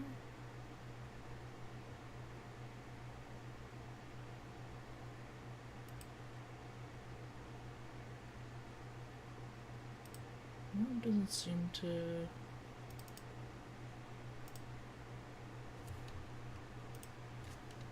Let's get rid of that. Don't see anything separating the two. Everything looks the same. Pin names, pin numbers. Move around the y-axis.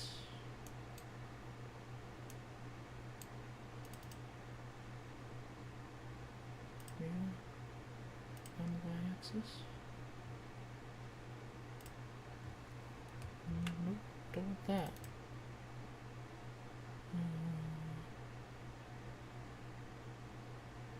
Yeah, weird.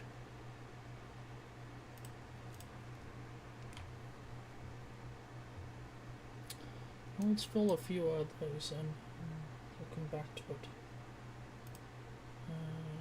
028 is the wrong number.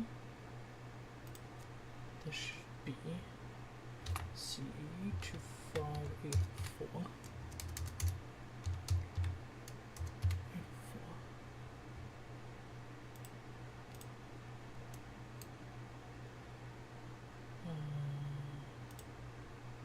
This one. 2584.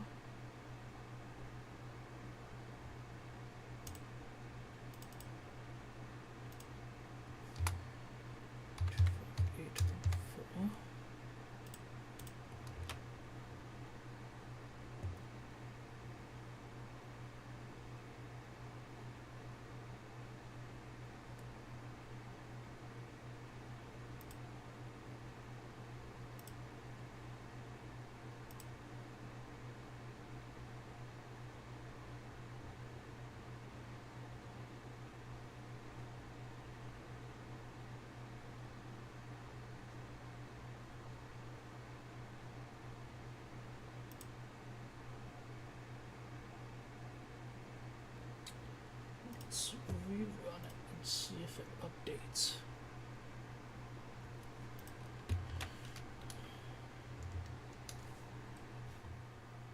Updating fields. Be connected to unknown net. Weird. Okay. What net? What net does it think of you is connected to? Spec design rules checker. DOC. Apparently it thinks there's an unconnected via. Oh, weird. There's one way off the circuit board. Should have been there. There we go. We'll run the tool again and see if it updates any of the fields.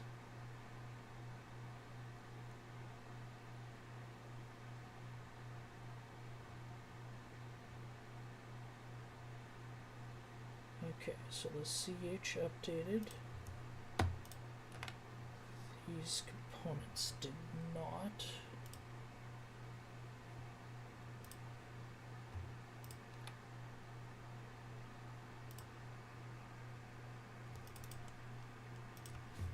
C2584. Save.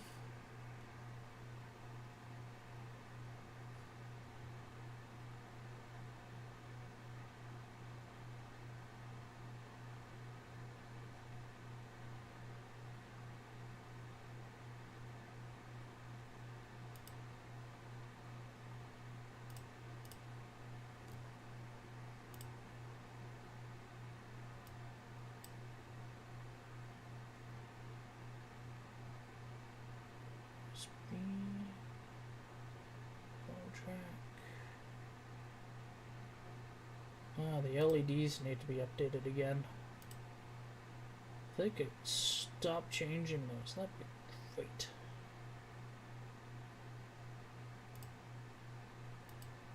Those ones are extended. Yeah, it's extended.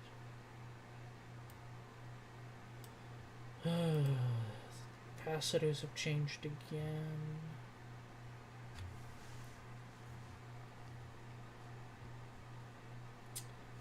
Buttons.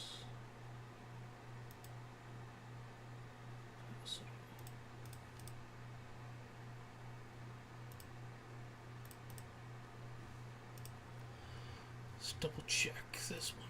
Large capacitor.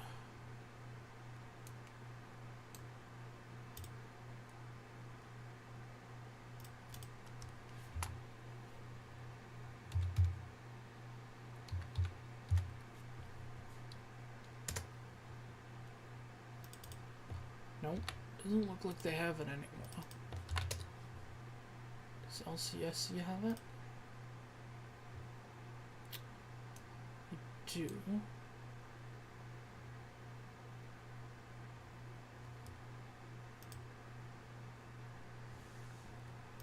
But it does not look like GLC does. Okay, so we need a replacement for that.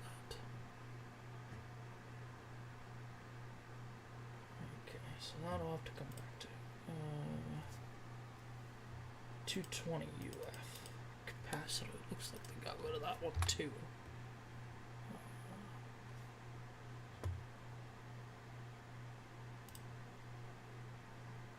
C 5.62357. Search. CSC has it. GLC does not. Okay. So those will need to change. But let's start down here.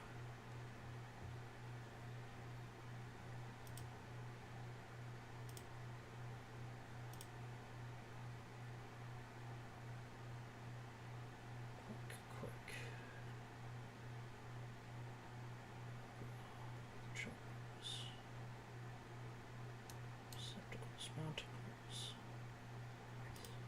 LEDs.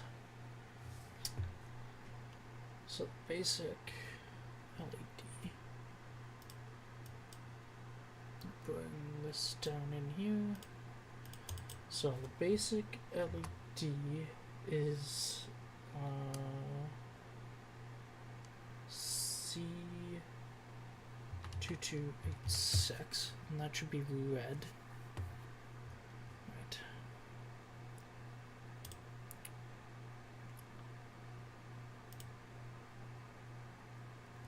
LED discrete. Put it here, and we click basic parts in stock. So we're using the red.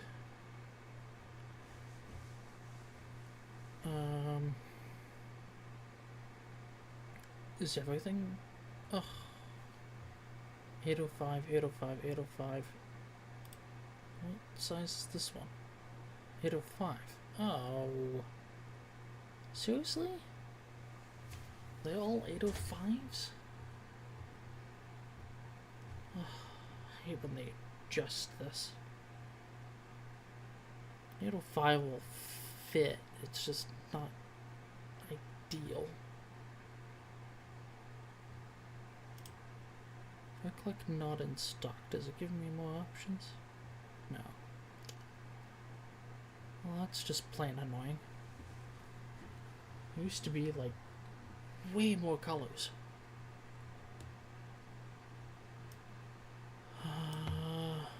I guess, because I'm not paying a surcharge to swap out indicator LEDs.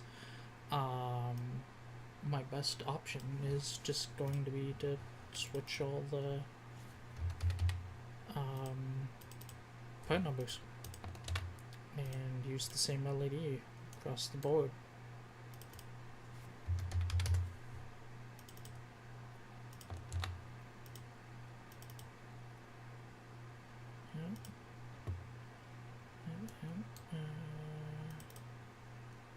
Yep.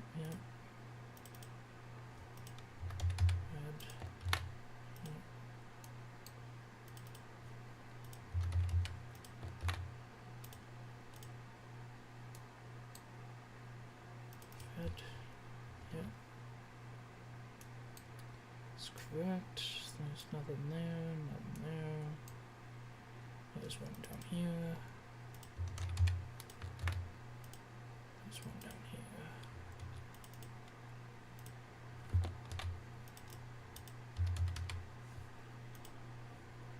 I think that's all of them.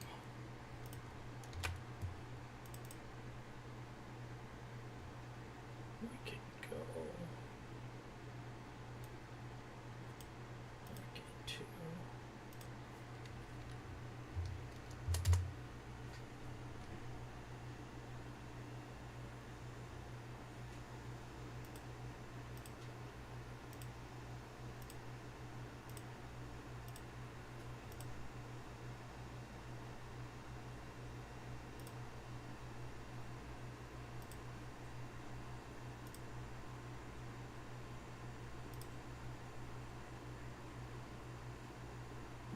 Rerun that.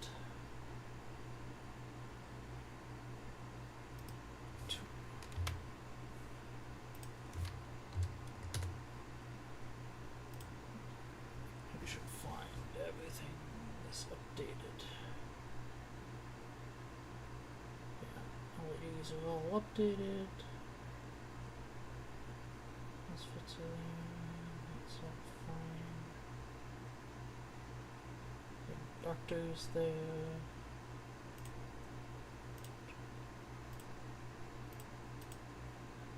I thought this was excluded from bill of materials. Exclude from bill of materials.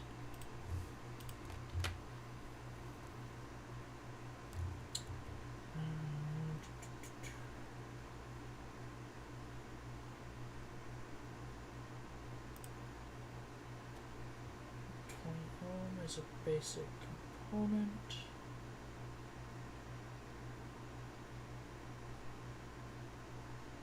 Okay, 10K all the way down.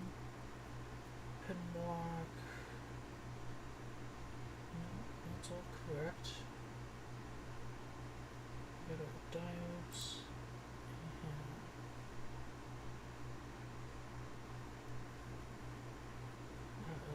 LEDs.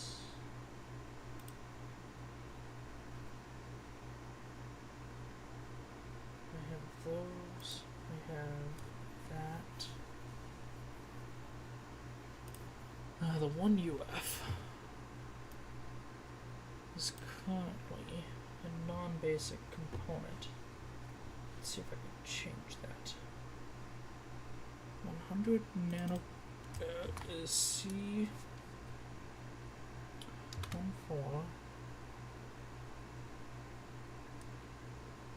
663.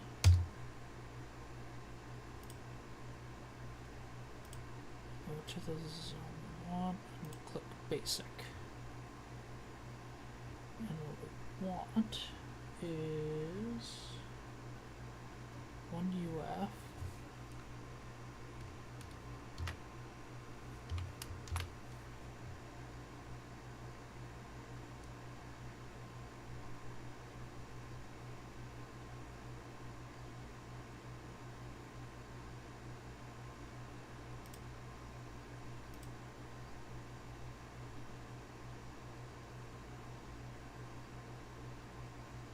So you have 4.7. Yeah, here we go. Ah, it's a 1206. Gosh darn it. 10 UF, 1206.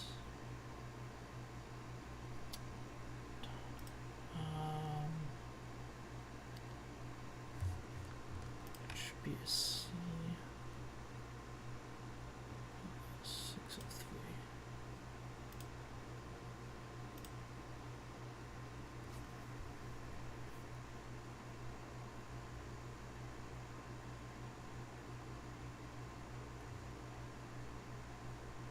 Components.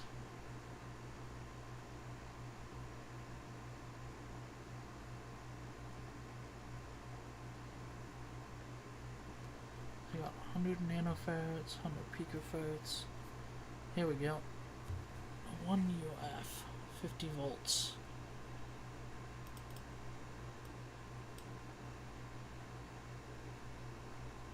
It's a 10%, and there's a 10 UF. That's 10 volts. I don't think that's gonna work. C6. For this project it would.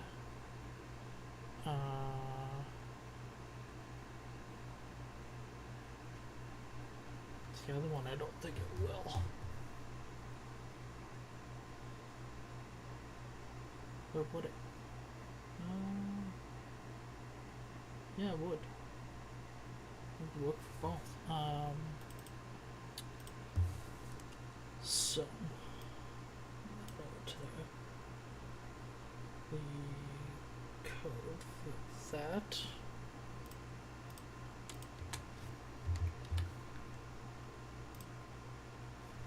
Let's see. 15849. Okay.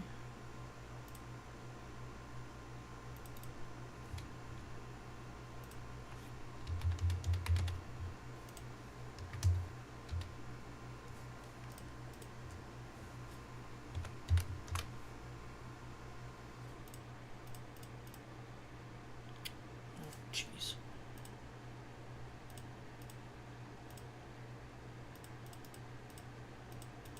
Oh, I can't move it up above description. That's alright. Okay, I'll leave it there for now.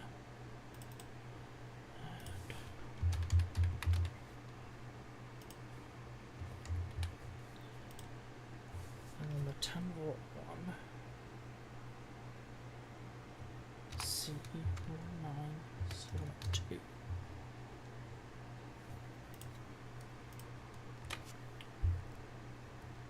The only time that wouldn't work is if the input voltage were higher.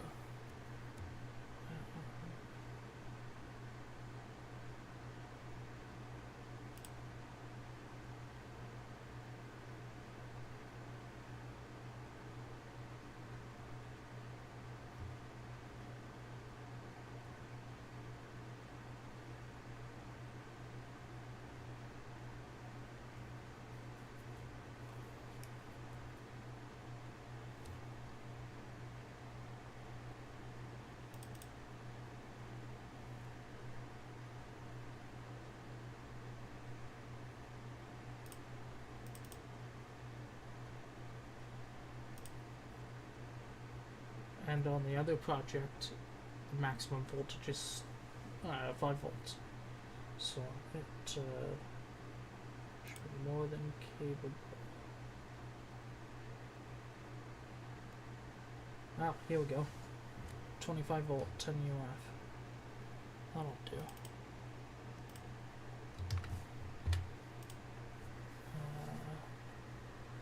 The difference is that it's a 20% capacitor now, which is still fine. 96.46. So this would be fine for, say, a 12 volt system,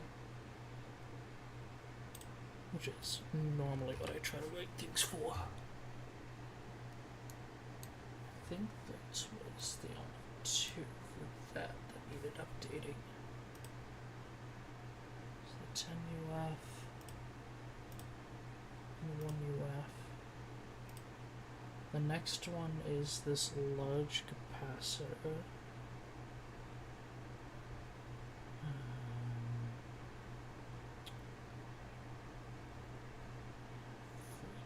Capacitors. It's gonna be aluminum.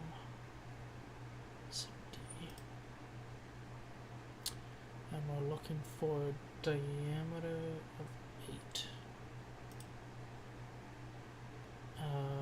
Height I'm not worried about.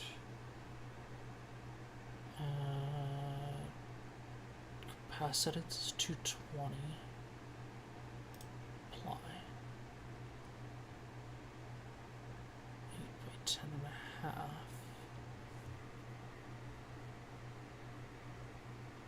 both considered extended. This one has the larger quantity, but it's a 25 volt, which is fine. This one has more.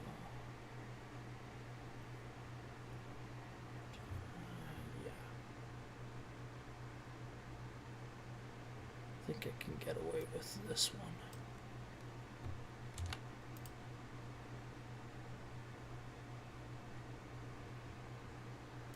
Let's do that.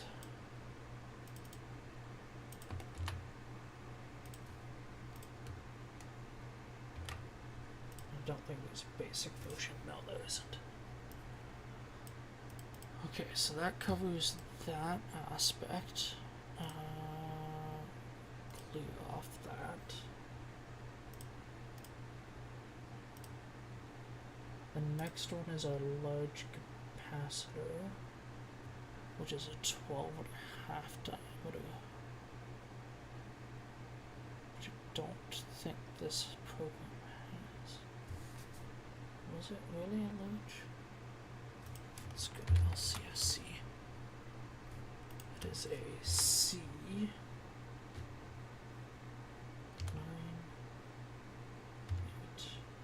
9.826. It's 12.5 diameter.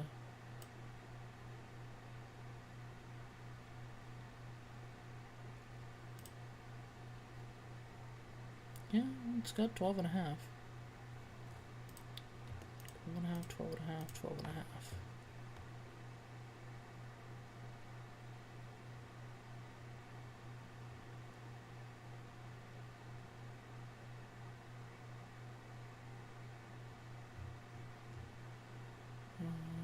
Doesn't seem to show any of the capacitance.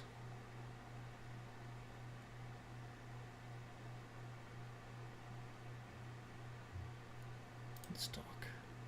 There's only the one in stock.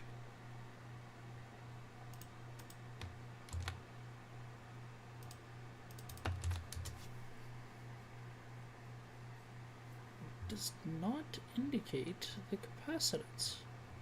That's annoying. So I probably have to go larger. 680 UF.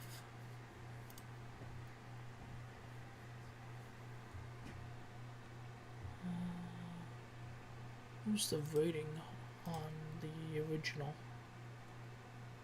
35 volts, which is right.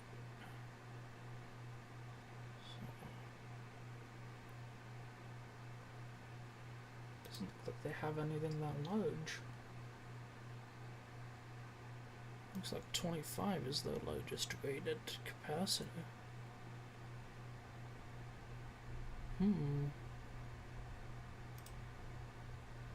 So I'd have to go higher. Capacitance. The next one they're showing is 480. Oof.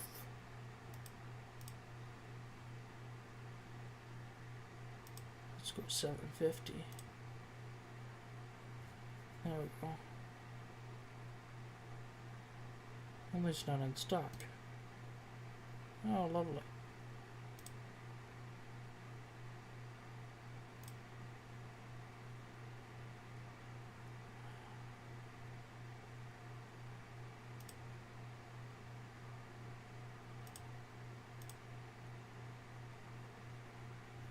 Well then.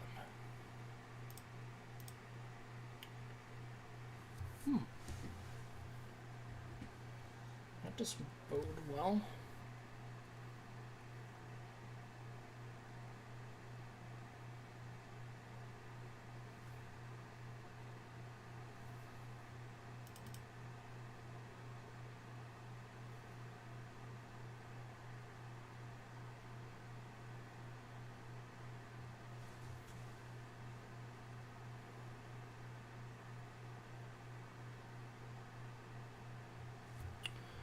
So the program has shown me a few options as well. So let's give I can, but every time I change a parameter, it requires me to readjust things. This parameter is separate from these parameters, which is so annoying. Oh, hide unavailable options?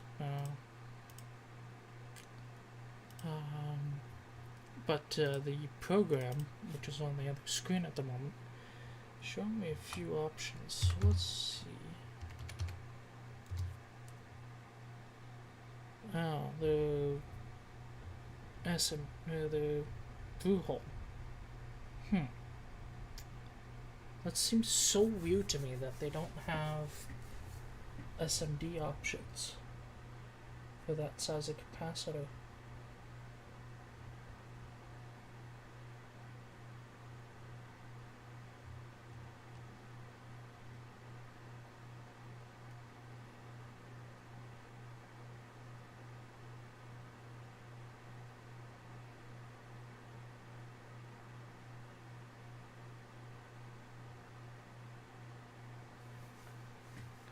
If I wasn't getting it done through PCBA, I would just ignore it.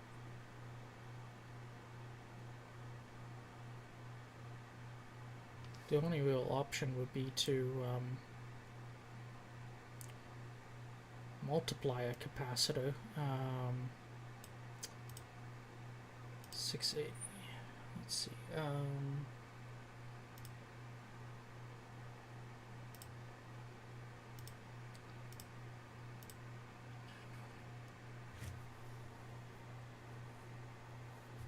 If I use that times 3.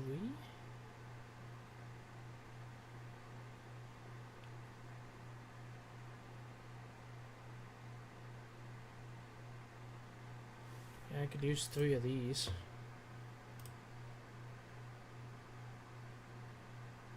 I think that new one that I selected is the right voltage.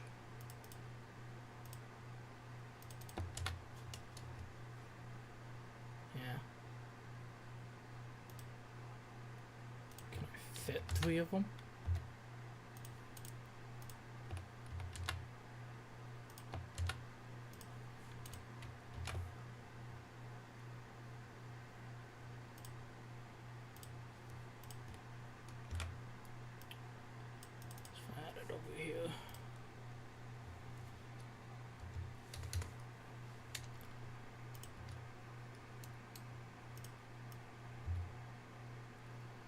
There's 1.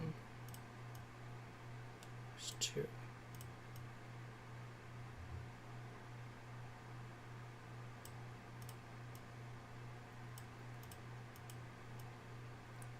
can fit them.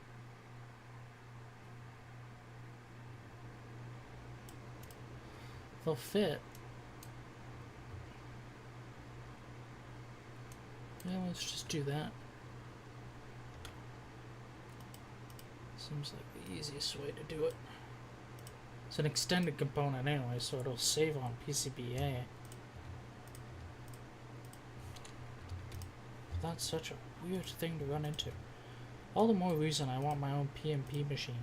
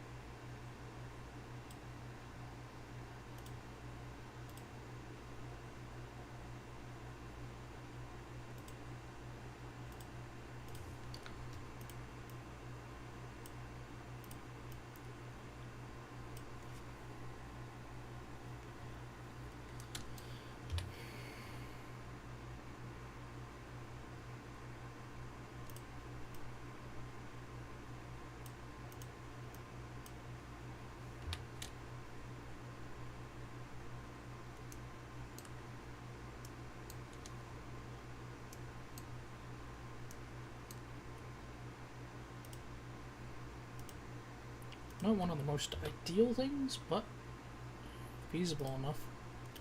Sound triggers, run DOC. Done. Passed. Run the tool. That is an extended component, that is correct. And these are the 3 extras we added, which are all extended. Correct, yeah.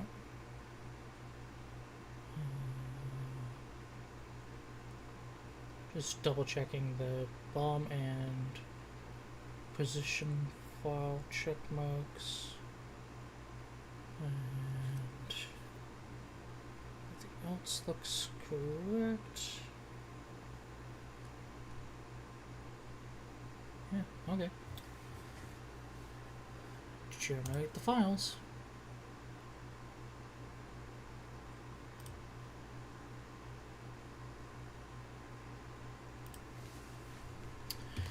Save.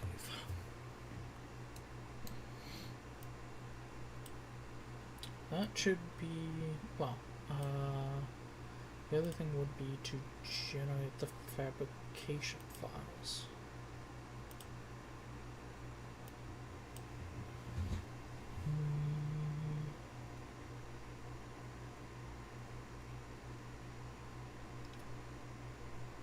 Checkzones filling. That's correct, that is correct.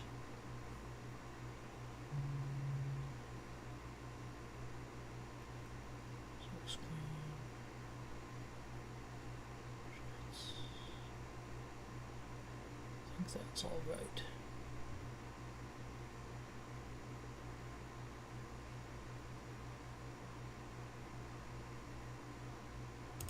Plot. Actual files.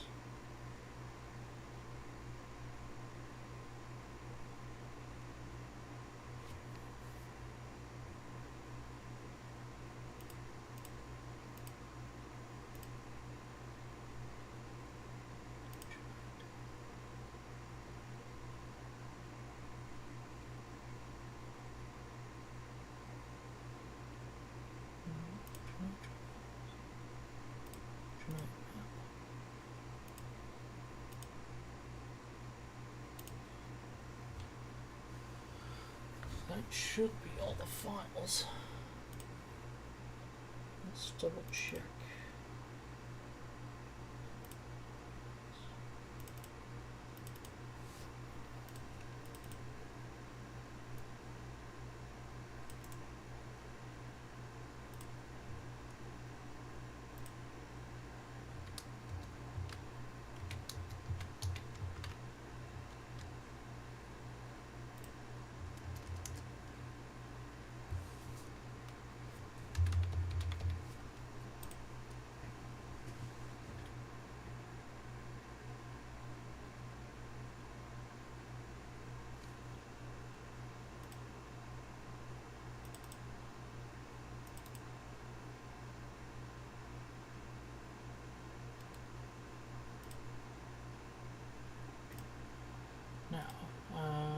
There is a Gerber viewer, so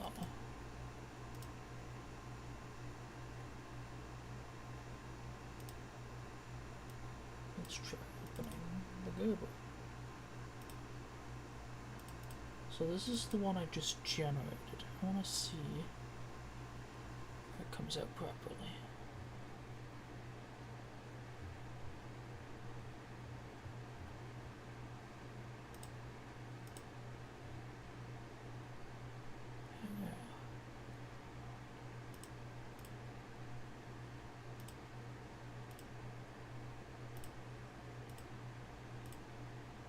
Looks right. Looks correct.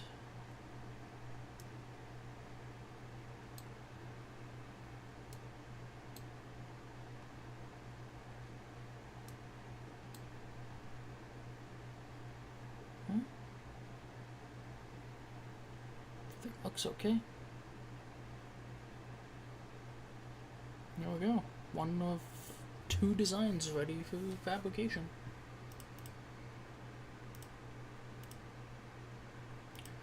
Which probably lends to the end of stream 1, because I should go to bed at some point. I'm gonna be up early in the morning for whack of driving. Good old holiday driving. It's Easter weekend. I'm not sure if it's Easter weekend for others, but it's Easter weekend here, so I'm going and visiting grandparents. So, yeah. Probably sometime next week, maybe stream the next one. Although it will mostly be repetitive for designing this board, which I have the layout done.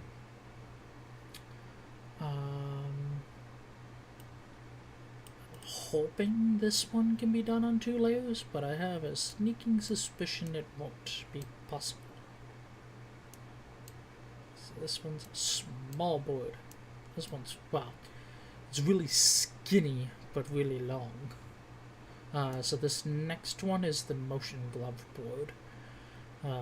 So a lot of the same type of components, but this one's designed to run on battery power. So you got battery monitor, battery charger, the voltage regulator. I almost forgot to add the on-off switch. You got USB charging and programming. You got buttons for controlling. There is a spot for the outline is there to know where I can align a OLED display. And then you have the some NeoPixel LEDs for indication. You got your ADCs, and where you can wire up all the force sensitive resistors and flex sensors. Because this thing is so large and I don't feel like experimenting with shrinking it down, this will kind of go more on your arm, which is why it's so long and skinny. Obviously, if I wanted to make this more commercially viable, I'd probably make it a whack load smaller.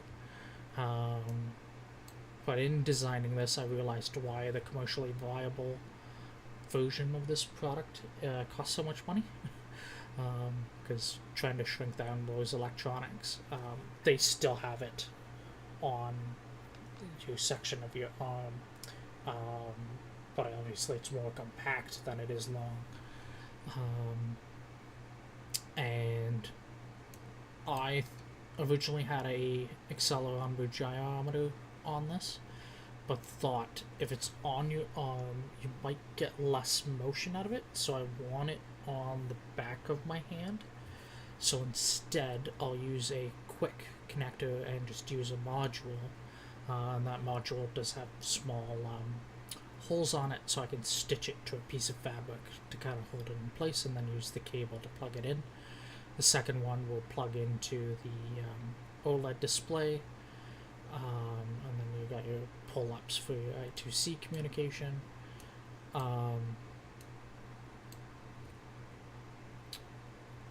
No, these ones are going to be done through PCBA, which is why I'm being selective of which components I'm using, and why I just, I don't know if you were able to catch it, but this design, the capacitor I used to use for this regulator used to be a really large one. I guess they don't keep it in stock anymore. So I've used 3 of the small ones that I do know they keep in stock. Just simply because I wanted it done quickly. And the main reason for that is I don't have all these parts on hand. And if the presentation I'm building them for happens, I'll have to do a quick turnaround, especially on programming. So I'd rather they be fully assembled. But I do have other projects that hopefully I'll do throughout the summer that are going to involve programming. And then so like for this one, because it has to kind of go on the arm and it'll be so long that you don't really want the glove to be that long, trying to fit your hand through, I'll do some sort of like Velcro or zipper strap on it. but you still want to hold it to the fabric, so I've added these smaller holes that I can run thread and stitching through to secure it to a piece of fabric. These large holes actually have copper around them, and I can use solderable standoffs, and then because I kind of want to show it off, I will use a piece of acrylic over top so that you can actually see the electronics underneath while keeping everything protected. Some 3D printing will allow me to make some covers to fit over the buttons. Let me use them more easily and tactilely, which I've done actually in previous projects, so I know it's possible. You probably could. Again, like, to really shrink it down would require a lot of work. Like, you'd probably eliminate this programming chip. You'd probably eliminate the buttons. You'd want a different switch. You'd get rid of the OLED, probably get rid of the LEDs. Yeah, it's possible to shrink it down, but the turnaround time and the fact that I don't feel like sitting here going through iterations is why I'm just doing a quick first run, so to speak. Yeah, and the battery goes on the connector here. I should be able to tuck the battery underneath in the the actual final thing on the glove, so that it's not an extra couple hundred millimeters over here. But we'll kind of see how it goes, and I'll adapt it as need be. And it's a prototype. It's to show off. Part of the inspiration. No, I've seen other designs and stuff, but the only, well, other than the other one I know of, which has inspired other people to design stuff over the years, is this one. This board is 40 by 100 millimeters. It's not bad. I think it's reasonable. Is the Nintendo Power Glove. So it's got a flex sensor in the fingers. And I don't know what else it has, but it was always something that people use for inspiration. I know universities have done something similar for developing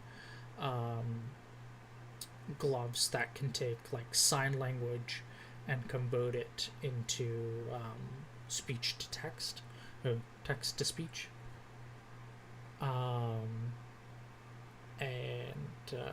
But the only like commercially viable product I know of is these. And even these, like I've seen the earlier versions that are just like mini breadboards with wires coming out of them. Was developed by an artist. Don't know if their name's on this page. It's not. Move that over for a second.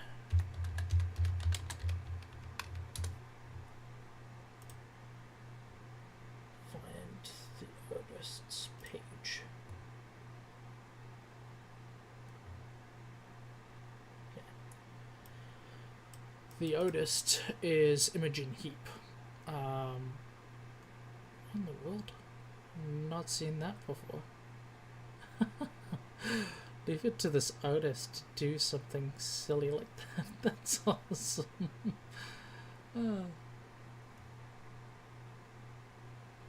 Oh, that's hilarious. Yeah, I've doesn't surprise me. Dogs can be multilingual from what I've seen online. But these gloves are more specifically tuned to the software they also sell.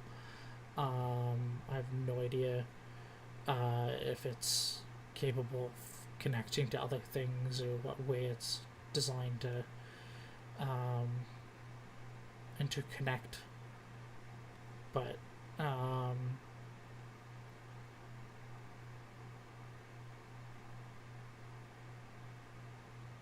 does it need a 5 gigahertz band? Wonder if they're doing that for lower latency. But the main reason for not doing it is both price, the $2,900, and then the second issue is the delivery date. If my presentation happens, the presentation date is in June, and that would not work very well. But you can see how they've really shrunk down their electronics into a nice little case. Yeah, yeah, that price, eh? $2,900 USD. I could have swore they were like $5,000 at one point. Which again, like I understand, like this stuff is not cheap. I'm wondering which version of the flex sensors they're using, because it looks like they're using really long ones. I initially thought you needed the short ones, so I bought the short ones. But I almost feel like, well, if you're doing gloves like this, I feel like it'll be fine. And I'm gonna test it and find out either way, and I can always swap the flex sensor. But the short ones for like 12 of them was like $150. It's like almost $200 for the long flex sensors. They're pricey. But essentially I'm going to do the same thing. My electronics are going to go a little further out on the glove, and I'll design it so the glove's a little easier to get on and off. But it is evident, especially for the flex sensors, that you want. Yes, I am going to sew a pair of gloves. I have a sewing machine, but I suspect that I might go to my local library because they have a serger machine. So I might go to my local library and use that to help make the glove not only nicer, but stronger stitching.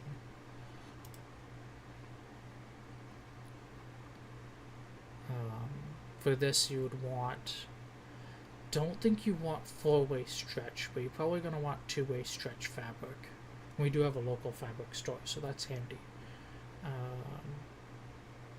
Yeah, you definitely want certain flex in the glove. You almost have to build 2 gloves, where I'm not going to keep the palm open. I'm actually going to have the palm fully closed, and I'm actually going to embed one sensor here and another sensor here. They're force sensitive resistors, so that I could actually tap.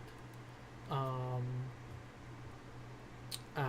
then the flex sensor would go in into the fingers, into pockets. The flex sensors, they're their own coating. Let me open it up on another window. The biggest issue with the flex sensors is they have pins on them, which you can use your standard like breadboard connector wires on, header wires, or you can use a terminal block on them.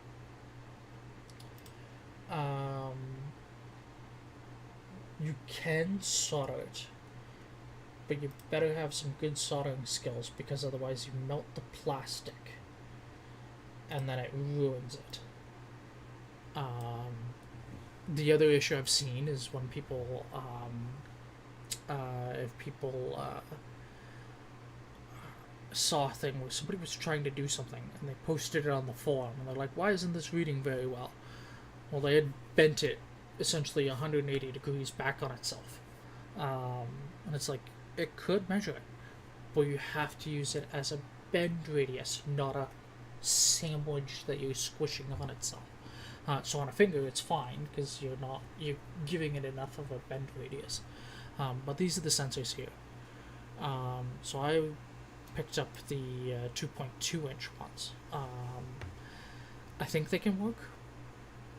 For some fingers, I think it might be too small. I might end up having to buy the 4.5 inch ones. Is it 4.5 inch or 4.5 millimeters? I think it's 4.5 inch. But if I have to get new ones, I'll have to get new ones. But like, these get pricey really, really quickly. So, like, it's understandable why the gloves cost so much, and they've gone through iterations and testing and stuff.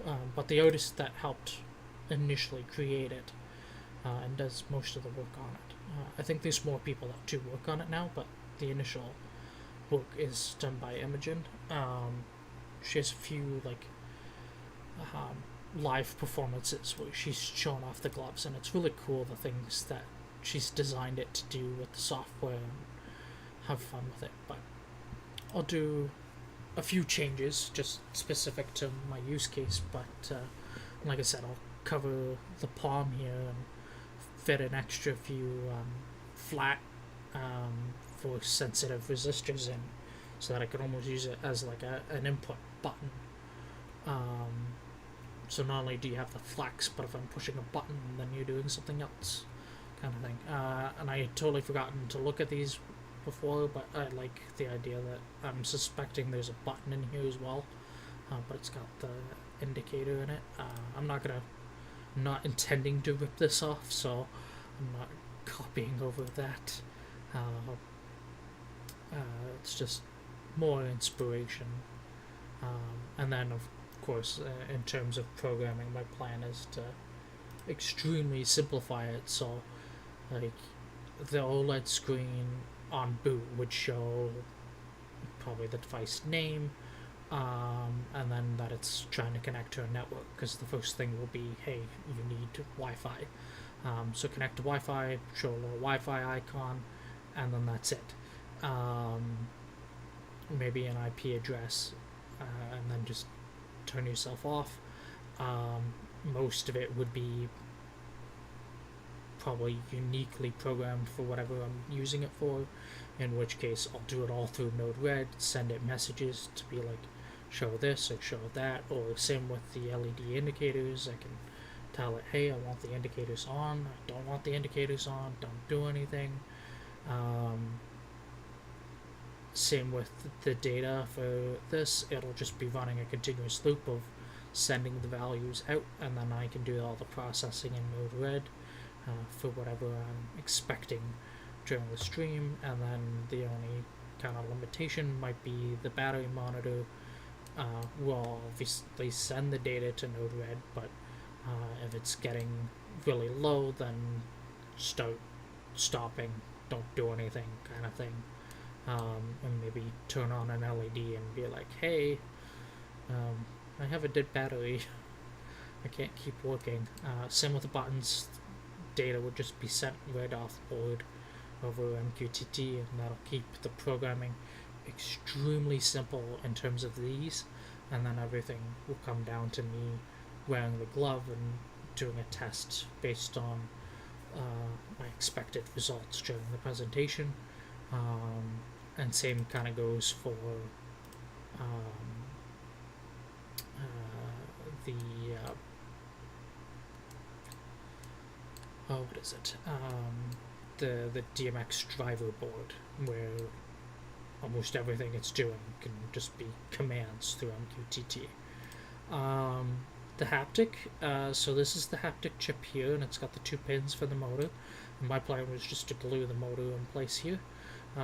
Yeah, you could always down the line move haptic motors to being on either individual fingers or more on the palm or whatever. In the case of this, I'm just going to put it right on the board, and it should be enough to feel it. And it'll be more of like a confirmation thing of like, hey, you've changed the motor, hey, you've done this, and that way as I'm doing the presentation and I want to control something around me, other than the presentation, it's a way of me knowing, oh, hey, it did receive the command and it confirmed it. And I was telling Aaron earlier, I have a few extra WT screens, and I'm thinking I might program one of those as well to simply have a message on the screen, and that way as Node-RED is going through my presentation, it can tell me which mode each hand is in, so that I know I'm about to trigger the next action correctly.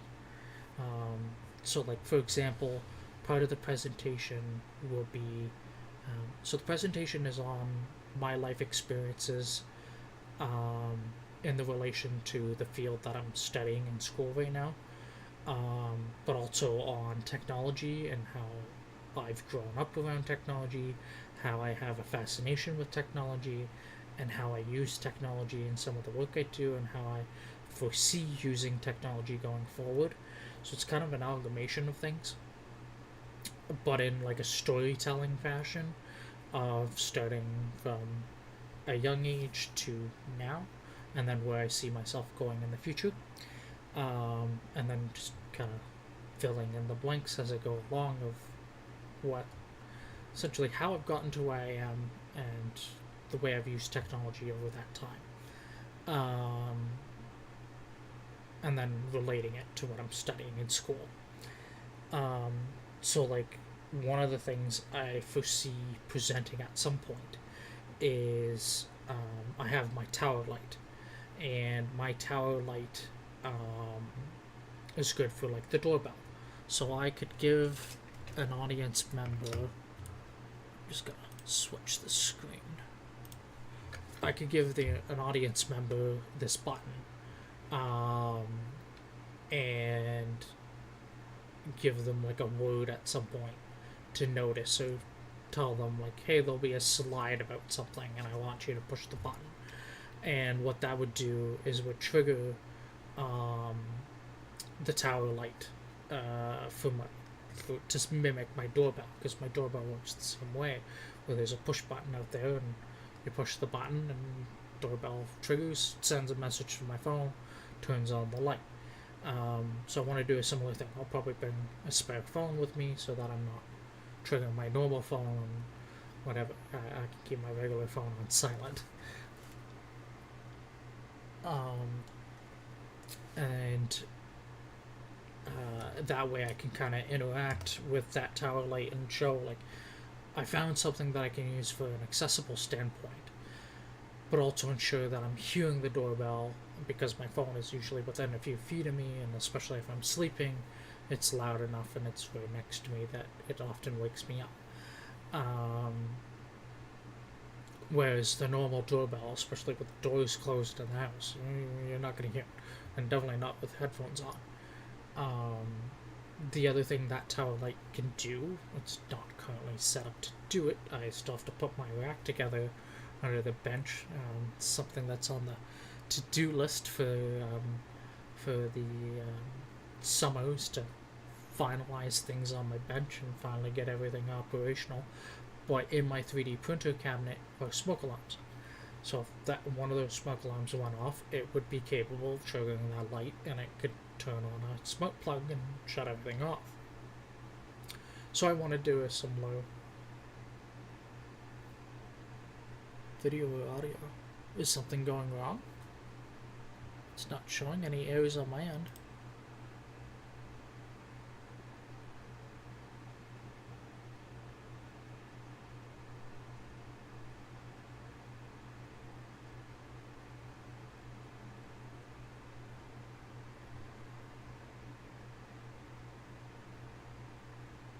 Is it showing anything weird for you, Keith?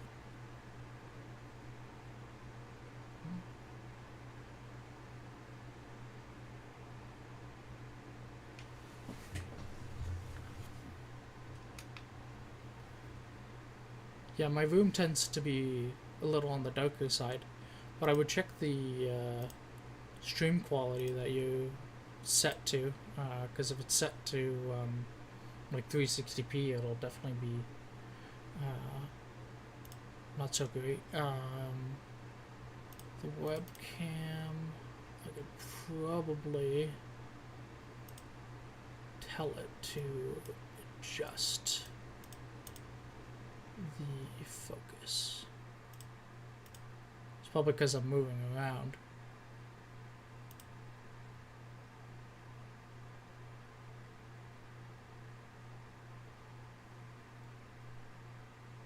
Should be a little better. Shows better on my end. Just that little bit. Let's try.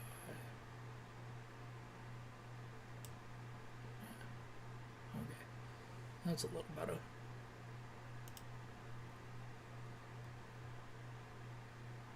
I don't often use the camera to actually show myself. So hopefully that helps a little bit. Audio. I should be up. Let me double check that Windows hasn't done the silly thing it likes doing, where it turns my volume down.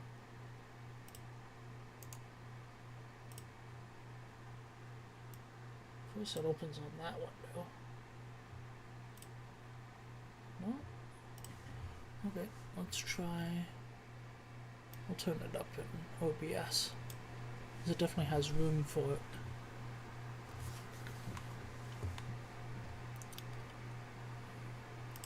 But, what was I saying? So like for, yeah, no worries, thank you. So like the light, can be triggered by a fire alarm.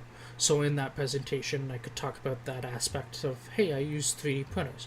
But from a safety standpoint, obviously, if there's a fire or there's an emergency and I need to know, it can know that. And one of the things I kind of want to do is be like, take my arm and kind of go, and there might be a fire. And I want it to use that accelerometer data, but also the flex data of me pointing. And I'm envisioning this as in some sort of auditorium or classroom where there'll kind of be an aisle space. So as I'm setting up for the presentation, I would put a light down that aisle, one of the TMX lights I have, which are annoyingly bright and just kind of give a wash of light everywhere.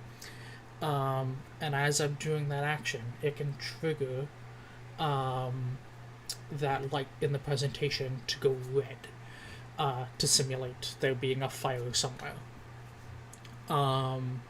So it's just that essentially these devices I'm designing to give that extra element of ways not only the audience interacts, but keeps them engaged and keeps them interested in the subject matter, while also showing off, hey, I do actively use electronics. I actively work on things. But even the simple side of it, which is I'll have a PowerPoint presentation going. So that DMX driver that's on my screen still, which you can't see, but you can go back in the presentations, kind of look at them, where it has USB HID on it. So what it's capable of doing is, as I'm doing the presentation, I could be flexing a finger at certain times, and that would tell the projector, hey, go to the next slide in this presentation. So I feel like it's better than me standing in an auditorium with a regular PowerPoint clicker, just standing there talking about a subject matter that I am fluent in, I do understand very well, but rather I can move around and actually engage people.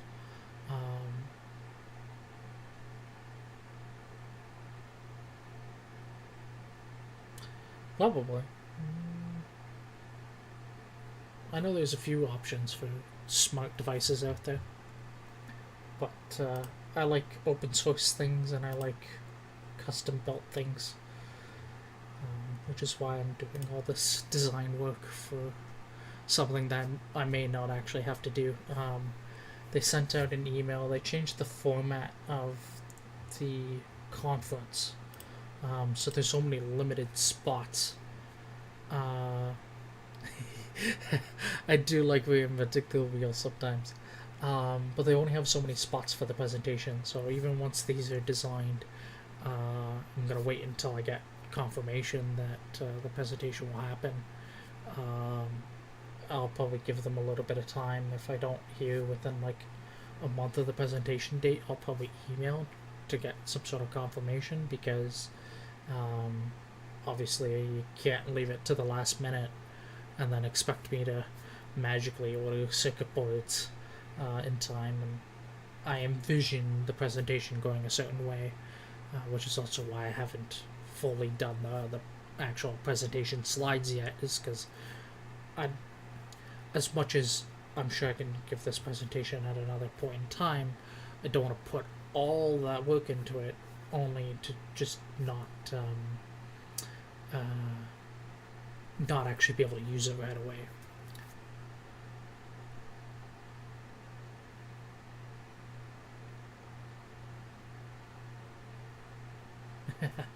I'm a combination of both. The only thing that slows me down is cost.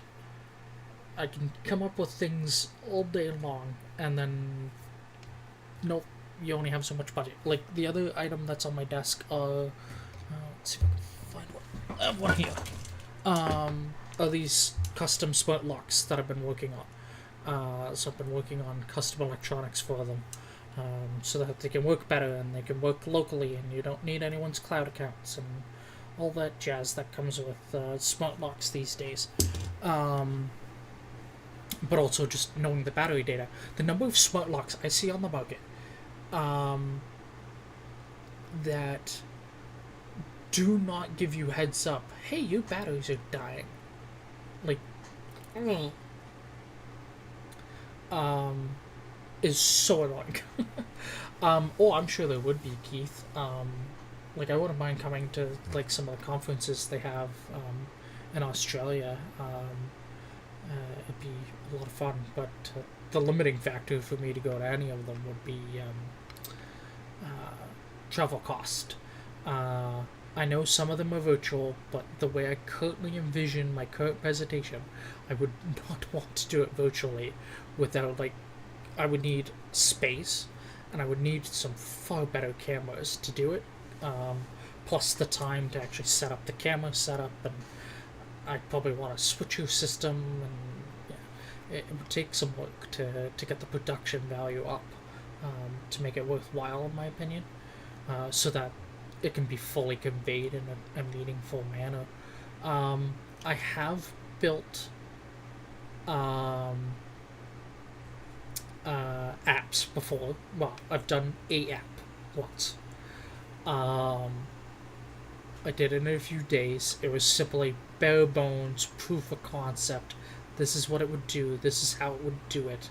It can work. I absolutely hated doing it. Finding useful tutorials for an Android app is so annoying. So annoying. Because they keep changing like minor things between versions. So you find a tutorial and start copying over certain aspects, and then it doesn't work. And it's like, oh my god.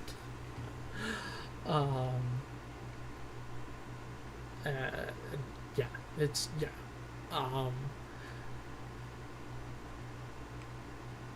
These webcams actually aren't bad, you're right. The better lighting is possible. I choose to keep the main light off in this room. I do have other lights, I just have not programmed Node Red to control them, so I have no way of actually activating them currently, while I'm sitting at my desk at least. I prefer lower lighting, and I prefer directed lighting. So like if I'm doing something on the bench, there's a specific spotlight downlight that does the bench, and it works great. Actually, I can kind of show that. So I can, like, this light isn't on full brightness, but it's more than bright enough for me to do work here and see what I'm working on. And obviously I can raise the brightness if I need to really look at something. And then I have a USB microphone, not microphone, webcam, microscope. And I've used that on previous live streams for really looking at circuit boards while I'm soldering them, or wanting to show off certain components and the way things work and why something's not working. But I like really targeted lighting. I'm not big on being in a washed out room of light. Like I went to a sports game the other day, and the stadium has really nice fancy stadium lights these days. and it looked great. Like, field looked great and everything. But then at some point near the end, they were doing certain, like, get the team spirit up kind of thing. So they lowered the lighting. Oh my god. I was like, ooh, this is great. I didn't realize. I knew it was bright, but when they lowered it, it was like, oh yeah, this is better. Can we leave it at this? Because, like, wow, that was bright. And then they turned it back up again. And I was like, ah. So yeah. I do have like a ring light on the camera as well. That's what's giving a lot of brightness to me right now. I'm suspecting that my monitors are giving me some light. Yeah, so that monitor is changing the lighting because it's a bright white screen at the moment. Um, oh, there's light there from that monitor. I changed the page to a page that doesn't support dark mode. So yeah, but and like I said, I'm not often the one on camera. That's normally me showing what I'm working on. But it kind of gives you an overview of what I'm working on at the moment and why I'm working on it. And, why it's like an all-on-one board that can do a bunch of things.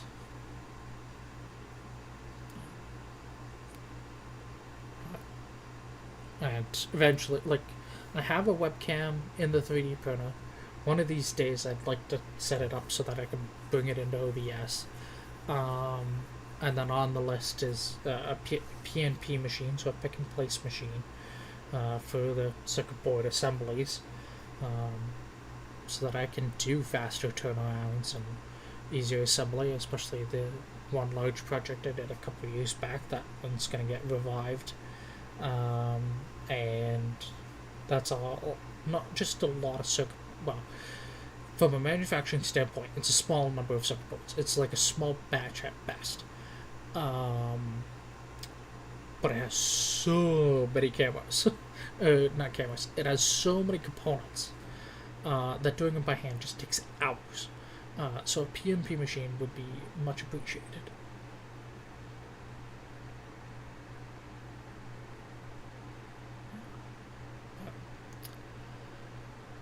Well, with this one design done, well, this one's not, but the other one I finished, and it's ready for manufacturing. I think that it's time for me to go to bed. So, thanks for coming along. Thanks for chit-chatting in the chat. I always appreciate it.